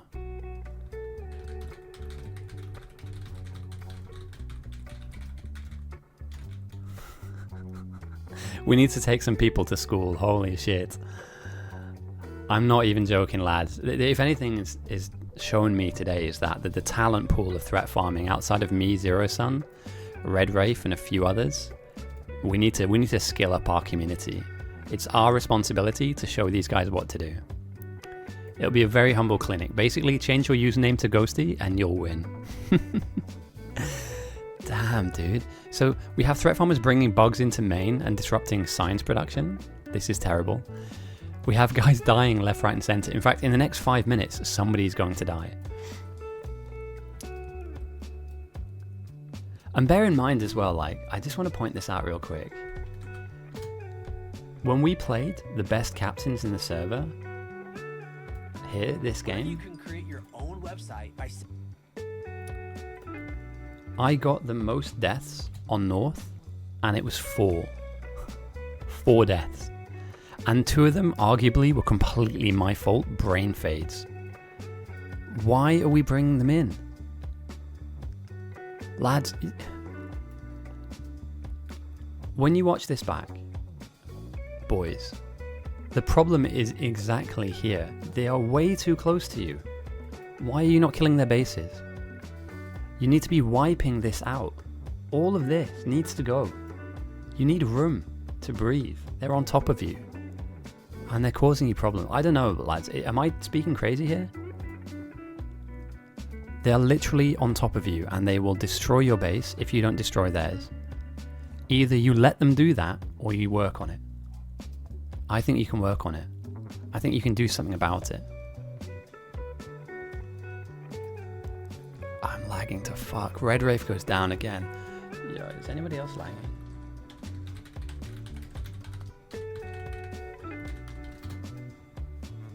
We should...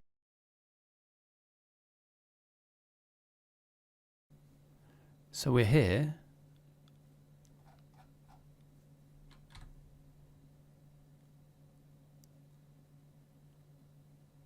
This guy got kicked.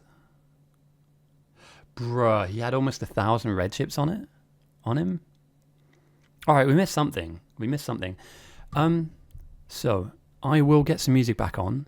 For now, the only thing that is running is Factorio and the program that I'm using to stream it on.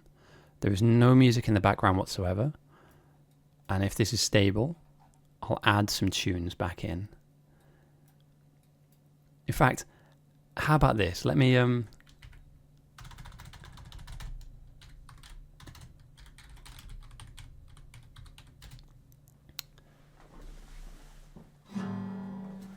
have a guitar. I don't know if this will you guys can hear that?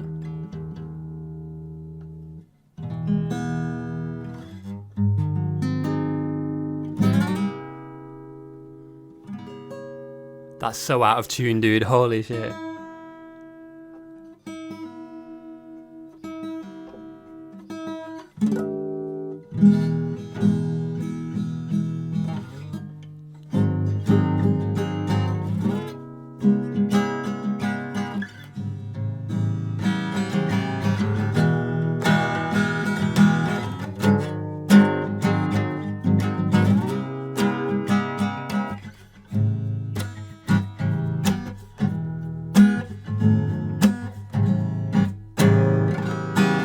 Looks like my FPS is dropping when North... Ah, it's the laser's fault. I see. I see.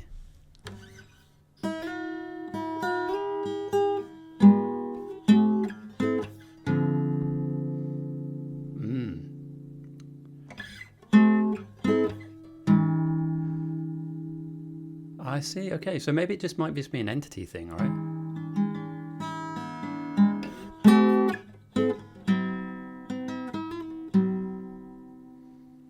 Do do do do do do.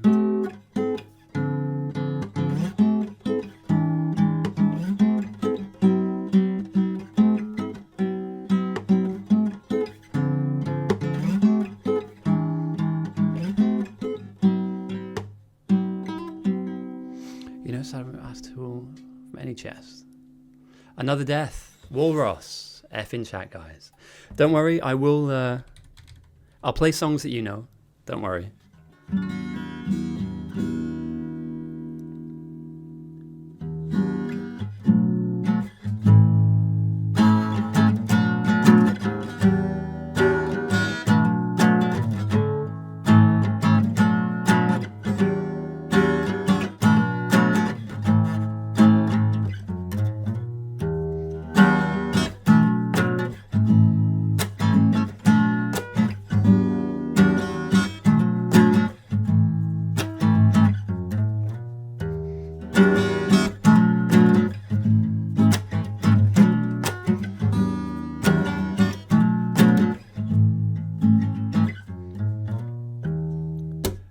Alright, enough of that. It's silly. It's silly. And you're not here for that. You know? Yes, I am a talented musician. Yes, I'm handsome and humble. I speak many languages and I'm the best player of this game. But, you know, more than anything, I don't talk about it, you know? I'm just a normal guy, you know, who's incredibly talented and legendary. And funny as well. So, yeah, maybe there's a guitar stream in the future. I've got my electric here as well, and some of the pedals I like to use. The acoustic, weirdly, is had a face cam. If you type in !face reveal, you actually have a chance of seeing my face. It's a new command I've added in. And if you trust me, this is not a bait. This is an actual picture of me. You'll see a young but very legendary ghosty. I was really into space when I was a kid, like Star Wars and stuff. And my granddad used to carry me around when I'd go and visit him in Germany. He used to carry me around in like a cardboard box and pretend it was like a spaceship. That is 100% me. However, I look very different now, as you can tell. I thought that was a nice way of doing a bit more of a, this is me, without showing off my life. Like, I don't need people to see my, you know, where I live and my dog and my girlfriend. Like, I like to keep all that separate, but I do need to do a bit better of reaching out and showing off a little bit of me. And maybe I'll do a cooking stream one day. Maybe I will do a guitar stream. Why not? You know? I'm not, again, that is, believe it or not, mate, my car looks like that cardboard box right now. It's a much more reliable mode of transport than my current car. Damn, dude, here we go. Okay, I'm going to try and get some music back on. If it tanks the stream, and I don't know why it would, but if it tanks the stream, we're not going to have music this stream until I figure out what the fuck is going on. Like, I don't know, dude. So let me just real quick.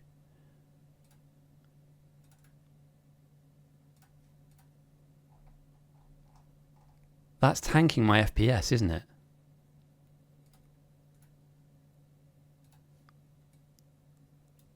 Like, it's actually tanking my FPS. What the fuck? Wait, hang on. Whoa. Let me turn off my paint tool real quick. All right, paint tool. There's no more painting today, unfortunately. I turn the music off. My FPS.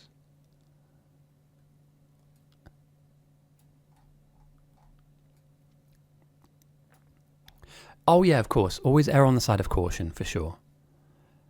You know, the last thing I want to do is overexpose myself. I've tried very cautiously to make sure that whatever I do give out, it's not something you can really... Like, what do you guys know about me? I bought a house, I have a girlfriend, I have a dog and a cat. You know, I play video games and this is my voice. But you wouldn't be able to spot me in a crowd, I don't think. Like, I'm not super tall or super small. You wouldn't be able to see me because I blend in pretty well, you know. I'm pretty nondescript, pretty average. Looking, I'm a legend, obviously. But,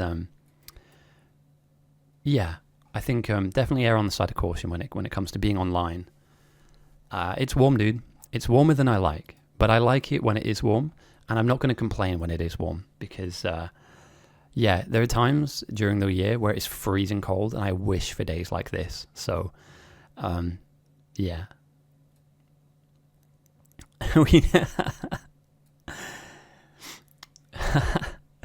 Absolutely not. MI6. Who are they? Them lot. Losers, mate. It's all about MI... Wait, which one's James Bond? James Bond is 6, right?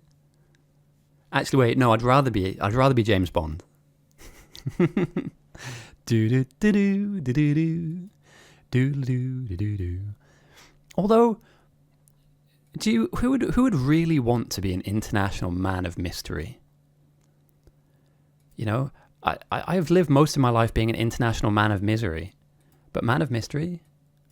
Oh damn. Oh.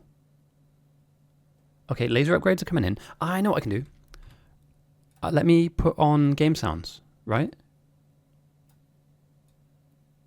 At the bare minimum, at least you'll be able to hear the game, right?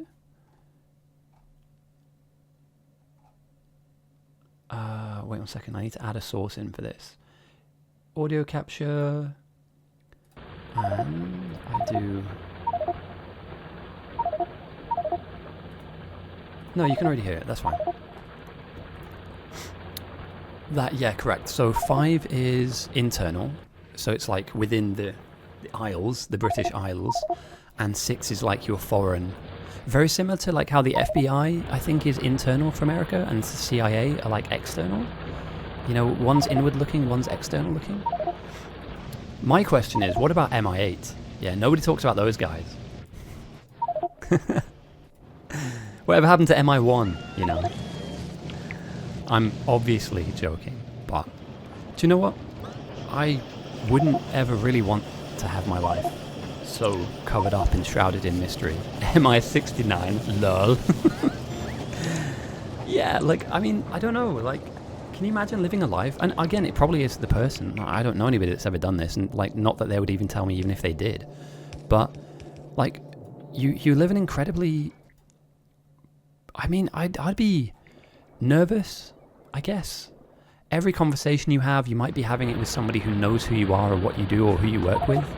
A potential foreign actor who might be trying to get something out of you or learn about you. You know, every time I walk down the street, I'm worried if somebody's following me, if they know what I'm up to or what I'm involved with. Or like, that's got to be one hell of a stressful life to live. And I know that there are protections put around the people that work in that environment. You don't just, you know... You don't just leave your office at GCHQ and just walk out onto the road and everybody knows what you work there. But I think there must be a slight level of paranoia potentially in a job like that, where you're very aware of people being aware. And then there's the whole mind game as to, like, you know, what do you know, what don't you know, who do you work with? And again, the one thing that I love about the Bond series is that, and I don't know this for a fact, but I'm just speculating here, if you were that well known of a spy, you're not a very good spy, are you? Like, if you walk into a room and everyone goes, hey, that's that guy from MI6, are you even really good at being, you know, undercover? Surely not. I'm just speculating here. Surely not. You know, my argument would be,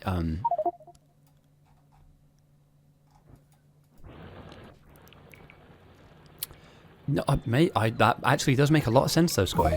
UK classified facilities starting to tell staff to not drive Chinese-made cars. Yeah, mate, if they make it, they can backdoor it. It's pretty simple. And again, I'm not conspiracy-minded, right? I'm not sat here with a tinfoil hat going, oh, they're listening to me, they're watching me. But at the same time too, you know, I'd like to think that, you know, I'm not naive enough to not believe in the fact that nobody would make something looking at you, that you can look into, that they can't look back from, right? And that's not being paranoid, that's just being obvious, you know? The fact that there are backdoors written into modern day communications apps. You can leak your classified American war plans on Signal. It happens all the time. Yeah, no, but it makes sense. I mean, it makes sense that they have a level of skepticism about products that they're not fully involved in the making of. And all it would take is a tiny little piece of technology in there that is barely recognizable or found, right? Like handmade. I'm not talking about something that's mass-produced. Something that some techie in the basement somewhere of some Chinese or American or English intelligence agency is making this impossible to detect RFID type piece of kit that they can hide somewhere and it's invisible on your car or on your person and they can just track and follow. We're not beyond the realms of impossibility of that happening. In fact, it probably happens already. Or probably already does happen, to be fair. But here's where I draw a large amount of solace nothing that I'm involved in, nothing that I have ever been involved in, and nothing that I ever plan to be involved in would warrant the level of scrutiny that an intelligence agency would have to deliver towards me in order to learn about me. I'm not important enough, because it's got to be resource intensive, right?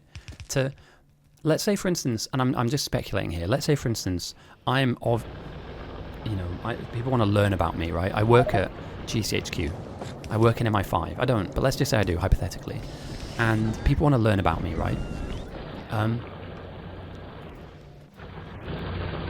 lost my train of thought. Sorry, yeah. So to put a team to follow me, or to have somebody bump into me and make friends with me in a bar, or, to have somebody like casually introduce themselves and it not be obvious that they're actually working for the other side, like, that's resource intensive. You need teams of people. The idea that James Bond works alone is just it's not how it happens. It has to be the case that these people have teams around them, and those teams are constantly looking out to make sure they're not also being followed as well, right? So the good news is I don't do anything that important. I coach sports. I'm a sports coach. If you want to find out what I coach and how I coach, come to my session. It's not a hidden secret, It's not a hidden secret at all. But yeah, I would be more protected. If any of you guys are out there that are slightly younger, he has Q and M, mate. You can't forget M with all those cool gadgets he gets. Just be guarded about how you are and sanitize your online profile when you are online. It's my number one thing, is just make sure that you keep yourself protected. Don't tell people your real name. Don't tell people where you live. Don't tell people anything. Firstly, they don't deserve to know for a start. Just because they ask you doesn't mean they have a license to know. And secondly, you need to protect yourself, because you don't know who's behind that voice. You don't know who's behind that message. You don't know what the intent is, And so I don't tend to guess. If somebody calls me off a number I don't know, I block it instantly. I don't want to hear back from them. I don't give a fuck. I don't need to hear you leave a voicemail saying, "Hello, Mr. Ghosty, I've heard you've been in a car accident recently. I heard you can claim 5 million Chinese ruble." No, fuck off. I don't want to hear it. Because I know it's not genuine. I know it's a scam. I know it. I feel it in my bones. So, yeah, stay safe on the internet. Don't talk to people you don't know. Don't give out information you're comfortable about giving out on. 100%. You know what? That photo here, this photo, you cannot get a single piece of information about me from this photo. Nothing. Literally, you can try and age that picture by 30 years and try and see what I look like now. I can guarantee you it will not work. It's good to be cautious. If you're posting pictures online, make sure that they don't have like license plates of your car in your front door. Make sure. Oh, no, try it, dude. Honestly, I'm very confident you cannot figure that out from there. You won't know who the man behind me is. You won't know who I am, and you have no idea where that picture is taken. Mostly, firstly, because all the EXIF data is gone from that picture. But secondarily, and more importantly, I wouldn't put it up if I wasn't confident. Feel free, obviously, to try it. I'll be interested to see what you can come up with. I'm way too lazy. Excellent. Good thing. But yeah, secondarily, yeah, protect yourself at all costs. Don't allow yourself to be exposed. Don't take a picture outside your house and stick it up on Facebook, because if your profile can be accessed by somebody, if all of a sudden a beautiful girl decides to add you on Facebook, it might not be a beautiful girl. It might not be somebody pretending to be. It might be somebody, pretending to be somebody else who they're not. And just don't leave yourself exposed like that. Life is full of bad actors. It's full of great friends. It's full of lovely, wonderful, kind people. Good-hearted, honest people. But there are a subsect of individuals who try to capitalize on people's stupidity, try and capitalize on people's naivety, and they try and capitalize on people's lack of understanding when it comes to things like technology. I'm not into it. I'm not interested. And I've been called militant before. I've been called heartless.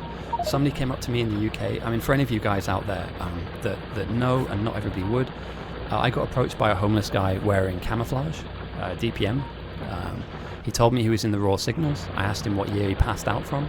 I asked him who his CO was. I asked him what base he studied on. He had no information for me whatsoever. If you've ever served in the military, if you've ever served in the armed forces, if you can't tell me the base at which you passed out on, or the CO that was in charge of you when you were on that camp, you never served, or you served for 5 seconds and then you got kicked out. Coming up to me pretending to be a homeless vet I went to Iraq, I went to Afghanistan as a sniper chef. Yeah, I was an SAS drive. No, you weren't. Don't lie to me. I'm sorry, mate. Because there are veterans out there that need help that aren't you, pretending to be one. And so, yeah, it bugs me a little bit. I have friends of mine who served. Some of them didn't come home alive. And, like, I'm a huge supporter of veteran services, generally speaking, mental health services, homeless services, etc. If you fake the fact that you served any level in this country, then you can get fucked. Seriously get fucked. In America, they call it stolen valor, right? Pretending to be, to have a chest full of medals when you didn't earn any of them. 100% not into it. And if people could argue, oh, well, he's homeless, he's just trying his best. He's not. He's pretending. He's telling a lie in order to make you feel sorry for them. I'm sorry, mate. There are a lot of homeless people that I've helped in my life. Yeah, sorry, back on track in a second. There are lots of people that need help, that get help, that require help. But, like, trying to sell a lie that you served or that you were out in Afghan and Iraq and you can't tell me whether you're on Herrick or Telic, whether you can't tell me what unit you served with, no. Sorry, mate. Try that on someone else. Not going to work on me. And if you have served, massive respect to you. Thank you for your service, you know.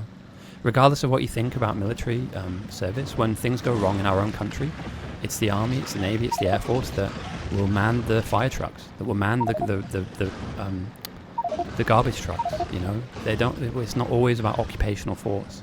They are there to pick up the slack when public services cannot. So, if you have served, if you know people that have served, thank you. I appreciate you. I need to check on my food real quick. Let's see if I can zoom in on a important part of the map.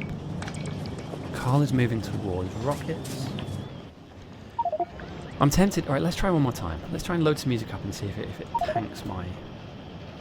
It does. Do you see that? That's recognizable. The moment I open up a tab, my FPS just goes to shit. Oh, that sucks, dude. I really want to play some music. How is that a thing? That's so scuffed. Yeah, dude, holy shit. Do you know what's probably happening is Windows is fucking upgrading something right now, isn't it? I'm downloading the next system upgrade. Fuck. Let's check in on the research. Let's see where we're at as a game, and then I'll go and check my food out. So the silo is researching on the south. I'll do that. Oh yeah, I can do some offline. I'll download some offline music, and then I can play that through my own PC. I'm using 1.9% of my CPU right now. It should not be a problem. But yeah, so silo is being researched on the south. We are 61% complete on that front. The north, do they have silo researched already? No. There certainly is. I think this is more of a server issue. This will be interesting later. Here we go. Perfect. The north are up and running. What a great time to go and check my food. Let's go and see how fast it takes them to build a single rocket. Download more bandwidth. You wouldn't download a car? It's probably a memory issue, almost certainly. We'll get to the bottom of it. I'm going to be streaming again today. So once this game is over, we will certainly be streaming again. So I'll try and figure out what that problem is and work on it in between. For now, though, I don't have a lot of control over this, and to debug it would mean I need to turn everything off and really dig in. So this is not great, but for now it's functional, it's serviceable, and yeah, for now it seems to be running. So yeah, I'm gonna hover the rocket real quick. Yeah, I'll do that for sure. So I'm gonna take a break to eat my food and to just stretch after the game, and then I'm gonna reload with Space Age or Garbage Simulator or maybe another game. Maybe we just chill and play something else. But yeah, there's going to be something happening after the stream. So what I'll do is I'm not going to raid because it's going to go down, and then 5 minutes later it's going to come back up again. So he booted 1 stick of memory. Oh damn.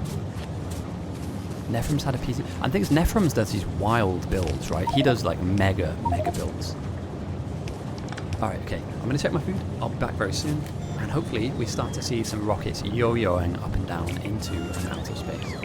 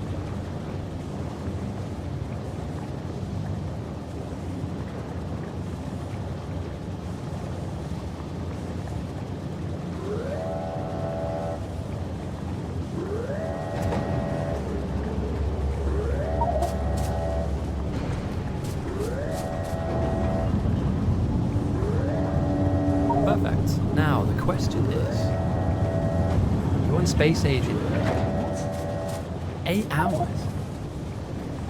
Nah, dude, that's too quick. That's way too quick. Rockets are going up and down. Perfect timing, guys. Really nice. 2 hours and 20. Obviously, we're at slightly slower game speed. Rocket number 2 goes up and down. The question I have now is, with lasers upgraded the way they are, which is not very upgraded, they've only got 2 upgrades into them, how many rockets to break the south? Because in some areas we have some defense, and in other areas not so much. And this is going to be oh dude, how horrible is this to defend? Just saying, like this gap here could be a real problem for the south. You cannot put a lot of defenses here. That's a wonder. We'll keep an eye on that. So yeah, how many do you think? Rocket 3 or 4? I reckon so too, yeah. Yeah, I reckon like 4 to be safe, 5 to be overly safe. But like there are edges of the base that just doesn't have anything really defending it. As well as the ability to like be sideswiped too. So, I mean, and how far off are they from their own silo on the south, right? They're still researching it. Okay, they're going to laser upgrades now. Oh, they've already launched 3 or 4. Ah, I see. Sorry, mate. How many do you think they saved to send? So my question is, how many do they... damn, dude. They are cranking these out. Holy shit. Absolutely cranking it.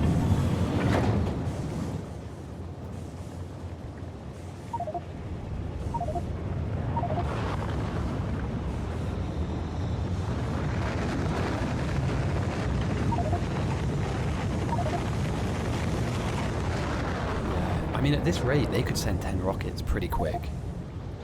I'm almost certain of that. Like, they can knock 10 of these out, surely, right? LDS is really healthy. Blue chips are quite healthy as well. They've sent 3 rockets up. There's 3k white already. And that's not bad going, dude. Like, that's like a couple of minutes per rocket. It's just flying out. They're already at 60 out of 100 as well. Satellites in the box, they have 1, to be fair. So they'll need to work on this a little bit, you know, because obviously, you know, the last thing you want to do is be late on satellites, right? Rockets are the harder thing to build, satellites not so much.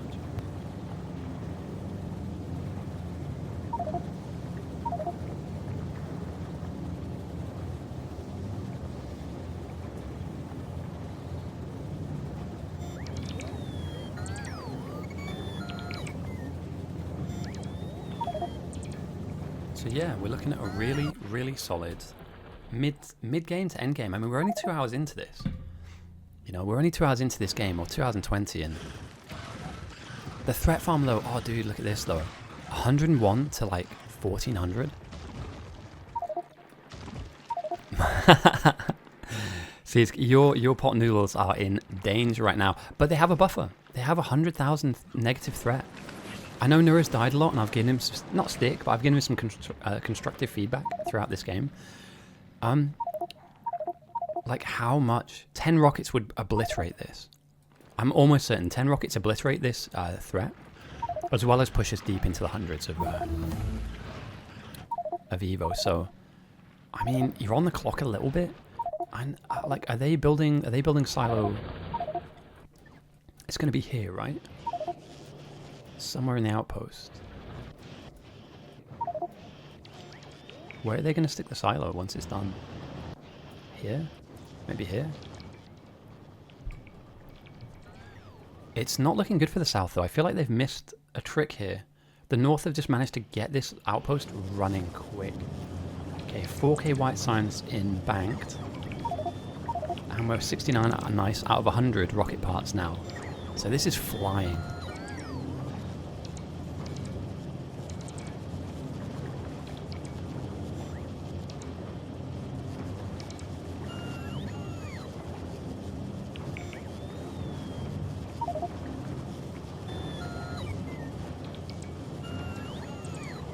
It feels so empty without music.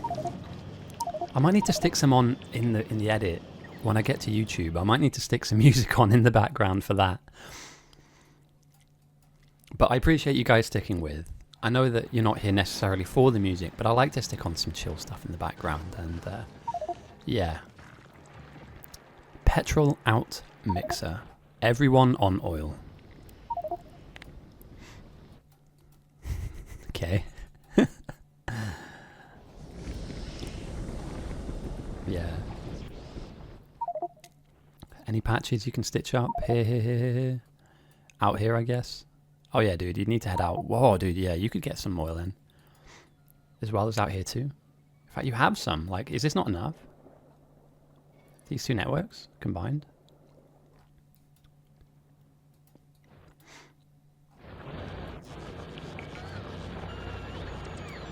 Neuro goes down. Damn, dude. I feel like we've been doing this for him for the whole game. I do feel bad. It's not obviously the Neuro show, but so far.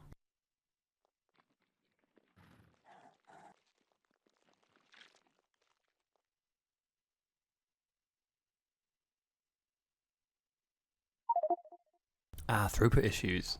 I think so. They might just need to pump it, or what's happening is a load of oil is coming through here and then passing through, getting used, and then landing here. Or it's not plugged in. And that could be it, to be fair. What a front line. Look at this side. Oh my god. Holy shit. Wait, can I use my drawing tools? Or does that slow the game down? Give me a second. Let me just load this drawing tool up real quick and see if my game lags.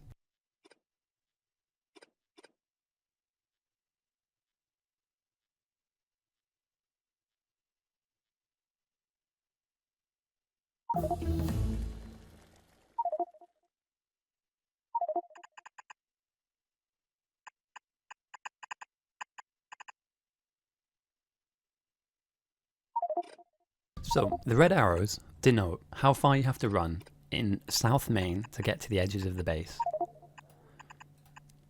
The blue arrows denote from the north, the edges of the... Look at the size difference of that. Look at the amount of... You have to cover so much room. All of this area just not needed to defend for the north. All of that. God damn. I'm terrible at drawing squiggly lines, but you know what I mean, right? All of this just not needed to defend at all. That's huge. The front line is massive for the south. It's not the end of the world, but I'd be nervous for sure. I would be nervous. And they're still far away from getting their silo up. So if it was the case that both teams were building rockets and sending at the same time, I wouldn't be super nervous because the south are defended, but they're not, and they're not close, and that's a problem. The silo has been completed finally though for the south, the research, sorry.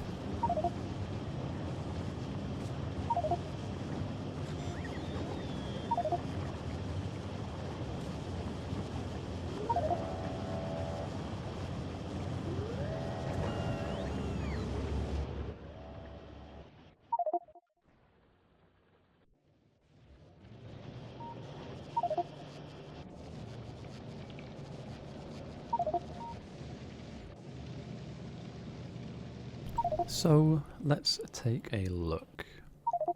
Has to be.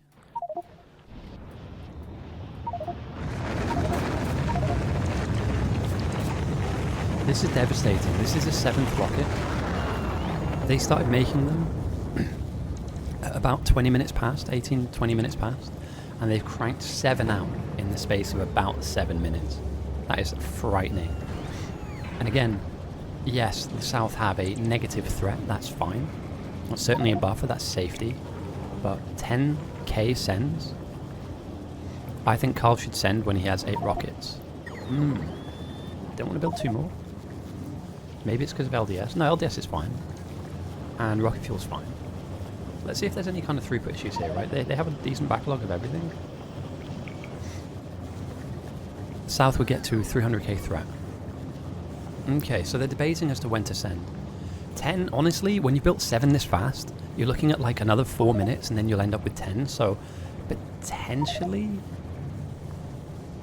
there's an issue. Potentially the satellite building is slow. Yeah, it's solar panels, but even then, it's not, they're coming in, you know what I mean? Like, as a rocket builds, you should be able to knock one of these up, ish. But let's take a look, because these are 100 of both, right?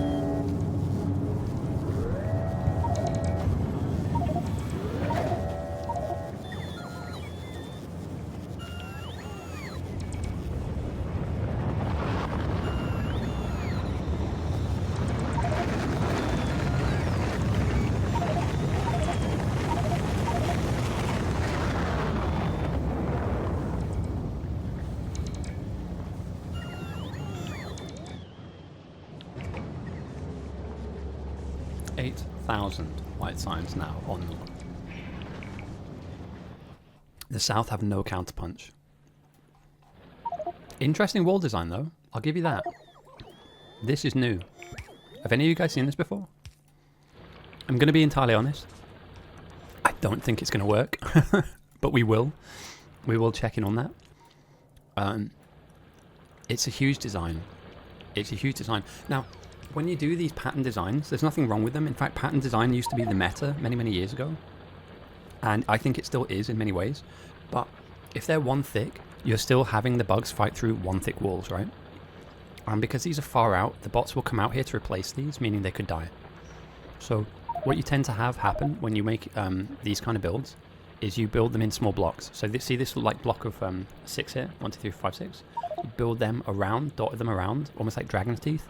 They are better for holding the bugs up than an individual wall. We'll see that though. We'll see that happen in slow time. I do believe the south are about to receive a send. If I can get my words out, Jesus Christ.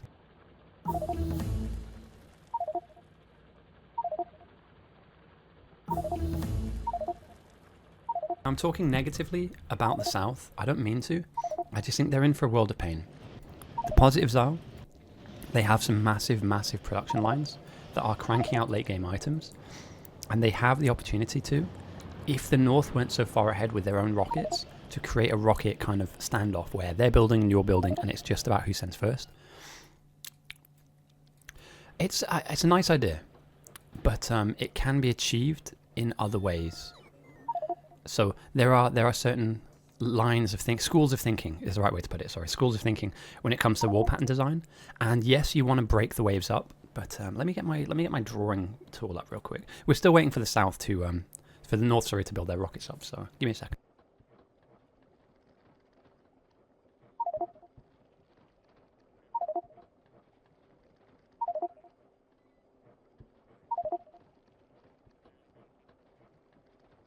Okay, this is going to be really janky.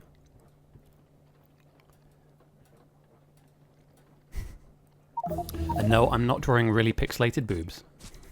Don't worry about it. So imagine everything back here is solid wall. And sorry for the slideshow, I think my drawing program is even slowing down this. What you tend to do is you would create a V shape, like a murder gulch. And you'd have waves of bugs crash in to these particular areas. So they would aggress onto the top of your triangle shapes. The triangle then breaks them up, forcing them to split down here. And then inside of these V-shaped gulches, you would have patterned walls.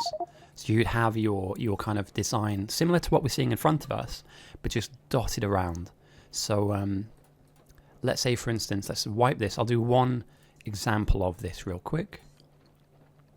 So let's say our V shape is here. And you can also draw like a shelf on top as well. The shelf, again, just allows them to hit that and move down.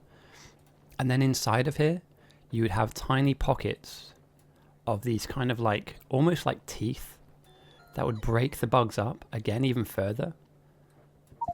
And obviously what you'd have behind that is a load of defense that would efficiently just blow everything up inside of this area, right?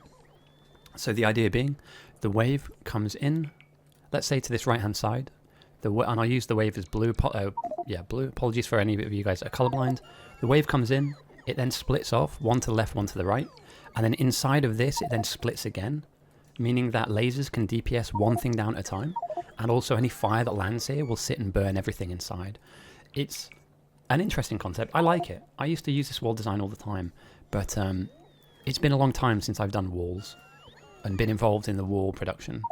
I'm interested in this, though. This could be better. We could be looking at something new that is an improvement. So I'm willing to take a punt and watch that happen. This, however, is looking inevitable. They've made 11 rockets, boys. They've made 11.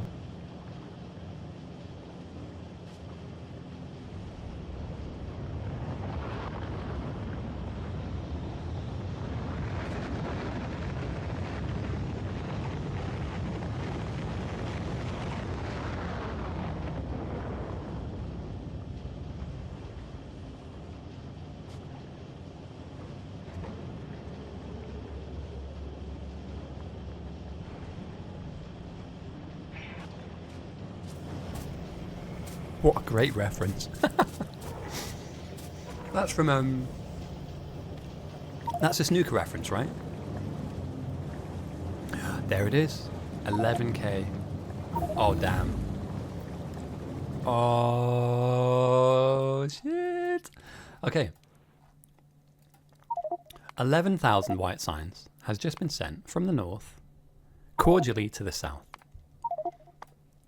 That has blown their evolution up by 146%. It has decimated their minus 100,000 buffer and added 700,000 threats. Their 100,000 threat buffer being deleted means now that the South are enjoying over 500,000 threat at 200% strength. Now, these guys aren't the ones that will be affected. It's the really, really big, angry, fast, hard-hitting green guys that will spawn in very soon that are going to cause them some problems. And Neuro says it correctly, defend. Defend! Let's all just press F in chat, guys. Now, I'm not wearing a hat, but if I was, and the South managed to defend this and win the game, I'm going to find a hat and eat it on stream. I have yet to see a game be swung off the back of 200% plus and over 500,000 threat. We will obviously follow this as it happens, but this to me signals or signifies the end of an empire. The Southern Empire is about to become rubble. A chicken wing review, absolutely. I've got buffalo wings in today. Another 1,000 goes, why not? Just another 1,000 white signs. Have a bit of that. Deal with it. Oh, damn. This is brutal. So, for all of you guys that don't know, the tiny little bugs with brown shells, these are small bugs. The next evolutionary state above that is these pink-shelled bugs, which are medium-sized. And then we have these blue-shelled bugs, which are big. There's one evolutionary stage above that, and that is behemoths. They are green-shelled bugs, and both sides now will be enjoying green shells, because Jimmy has sent, out of order, but 2 1,000 cents from the south to the north. The north are now dealing with 100 oh damn. I think I might have spoken too soon here. I think I may have spoken too soon. Let's just check out the first. This is the initial wave crashing in to the south, by the way. This is wave number 1 of many.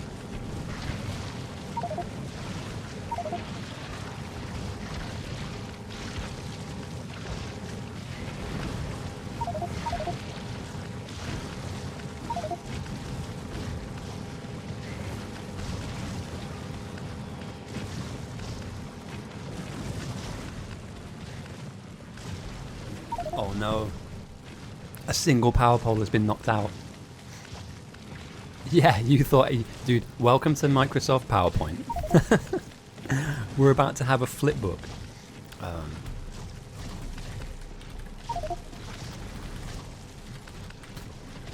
Now it makes sense to drop the game speed. This is wild. So the North have no defences. However, I mean, you could argue neither do the South. The first few packs of bugs have broken in. The wall design didn't last very long. We're now at half speed, fine. This should now balance out our UPS. Let's drop this out so I can get rid of all this other UI stuff. The lasers, how are they? They're quite upgraded. What's power like? Power's kind of good. More waves coming in for the south. Let's look up to the north. The north aren't ready for it though. I mean, yeah, they're only dealing with 100% bugs, but...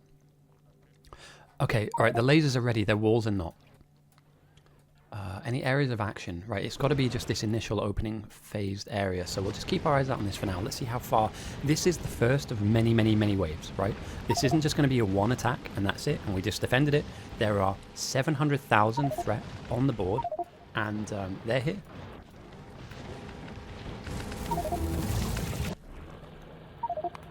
Let me just turn on.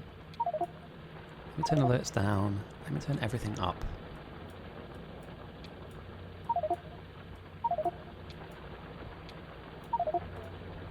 Okay. Damn. Behemoths are... Oh, they're in. They're actually in. They're not just at the defenses. Ooh, a lot of deaths. There's 4 in a row, guys. Just one F will do. But 4 in a row, oh my god. They just got steamrolled. And again, the lasers are not really doing that much. I'll check in on North as well, because the North are going to get some aggression too.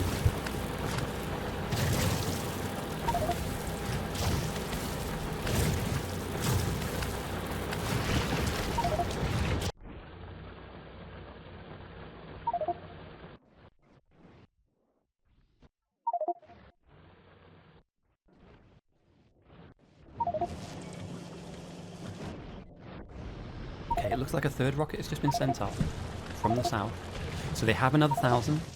The south are enjoying. I don't know if you call this enjoying, to be honest with you. Let's check real quick into their production stats. Somebody just made a very good point in chat. How many lasers do they have, and how many do they have down? They've built 4,000. There's 700 in a buffer, and they've lost 1,000 already. 1,100 lasers have gone down, with only 700 buffered. So you can't even get back to your initial state when this attack first happened. This is, oh, so over, dude. I'm sorry, Cease. Your noodles may be far gone. You may have lost possession. The North haven't lost anything yet. I believe the first base that should come into contact with the bugs. Although they're being smart about it, though. We have somebody, you know, kiting. One of the most underrated aspects of threat farming, by the way, is kiting packs in the late game. Again, we talked about this earlier, right? There's not many people that can threat farm above 100%. Arctic is obviously a smurf, but he's doing it well. And these are well upgraded lasers too. So only 116%, they'll be able to detonate most of the bugs they come in contact with. Meanwhile, yeah, this is, yep. They're in, and they're close to labs. Oh god. If they hit labs, it's game. It's totally game. They can't, because you need your laser research right now. You needed it yesterday, right? This needed to happen 2 hours ago, if you could make it happen then. Losing labs now, we're followed, but I'm not keen.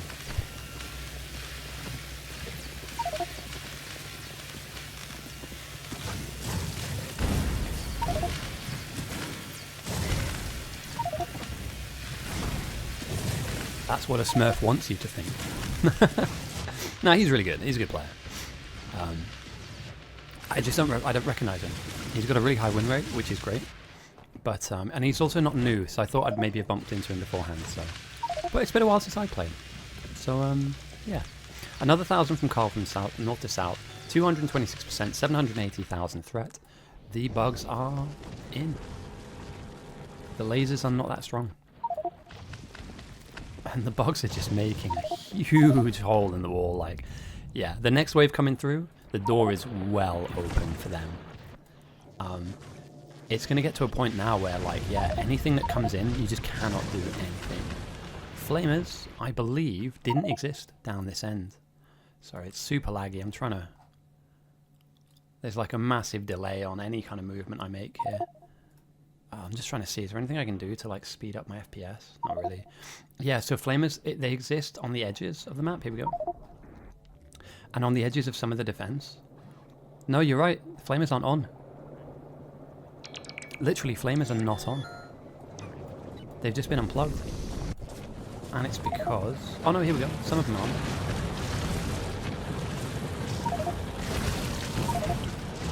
Outstanding goes down. That's the outpost. Oh, that's the outpost. That's it. Damn, that's grim.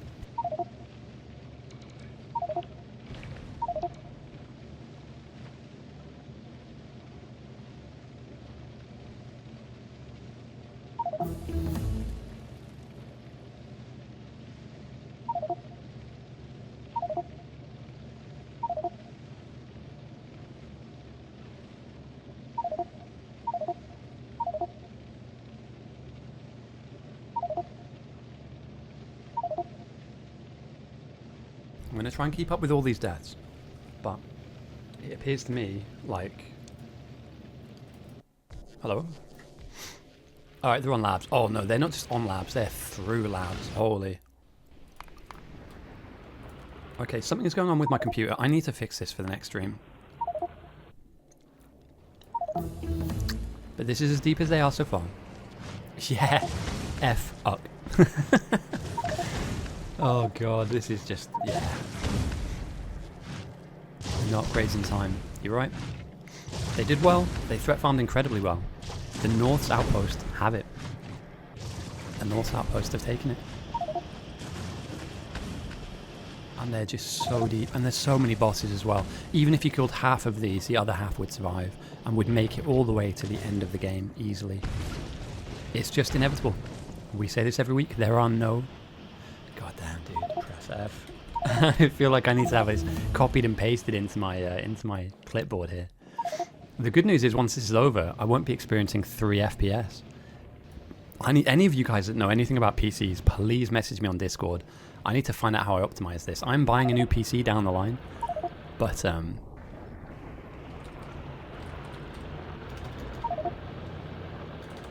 I'm not going to throw any shade. I'm not going to throw any shade. I'm only a spectator.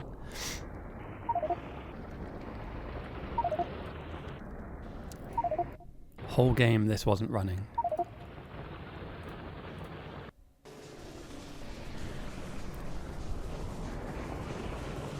Oh damn. Oops. Well, I mean they didn't need it, to be fair. They didn't need it. Can I zoom out real quick? How close are the bugs? This is... oh, come on, dude. What is going on? This is not me. This is not a me issue at all. I'm really sorry, guys. This is absolutely terrible. Yeah, we're...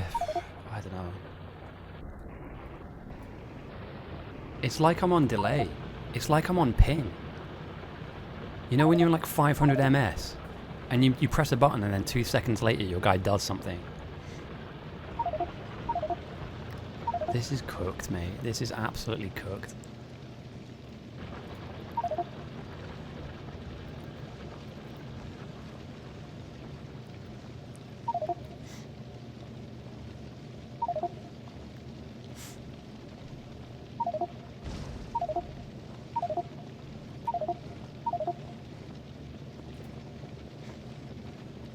Oh, hang on a minute. Somebody's posted a response. Here we go. Task manager.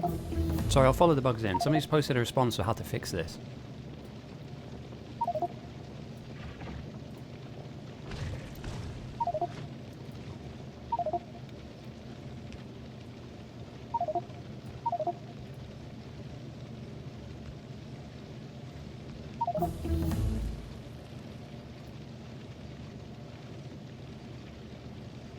Yeah, one of my cores is maxing out. What the fuck? Never mind. I'll solve this. Yeah. I'm using 29% CPU, but one of my cores is absolutely maxed out. Ah, do you know, the sooner this is over, the sooner I can work on this and figure it out. But yeah. Interesting. So, guys, it looks like. I mean, it's 100% sure that the South have lost. Unfortunately, that is. I'm sorry, Seask. Your pot noodles have been yeeted into the void. And with one volley, one salvo of the behemoth spin, the South silo goes down. Yeah, I've just never had that problem before. I'll need to work on it. So, that was good fun. Stick around, guys. I am going to stream a bit more, believe it or not. I'm going to end the stream here so I have a VOD of the game and then I can upload that VOD to YouTube. But in about 5 minutes time, I'm going to load up with a different game. So I'll message my Space Age people and see if Space Age wants to go for a run. If not, we might be getting into something else. So in the meantime, yeah, oh dude, 100%. Yeah, let's do all of that. I'll just basically do a big system reset, but in 50, okay, so it's 6:45 now. In 15 minutes time, I'm going to fire this back up. So grab a drink, grab some food, I'll reset everything and we'll play something else. So hopefully I'll be able to get some music on and we'll be able to do all kinds of things. It's either going to be Space Age, where we get all the boys back in, or we'll try and find something else that we can all enjoy and play. So I've been Ghosty, thank you for tuning in. I don't expect everyone to come to the second stream, but if you do, I'll say hello to you when I fire that up in a not too distant future. So if I don't see you until next time you join, I hope you have a really good weekend. I hope you have a really good week next week. Stay safe, and I'm proud of you. I am proud of you. Some people don't hear that enough, but genuinely, I'm glad you're here. I'm glad you're you, and I'm proud of what you're up to, and I'm proud of you working on yourself, working on your goals. So, yeah, I'll see you very soon. Goodbye.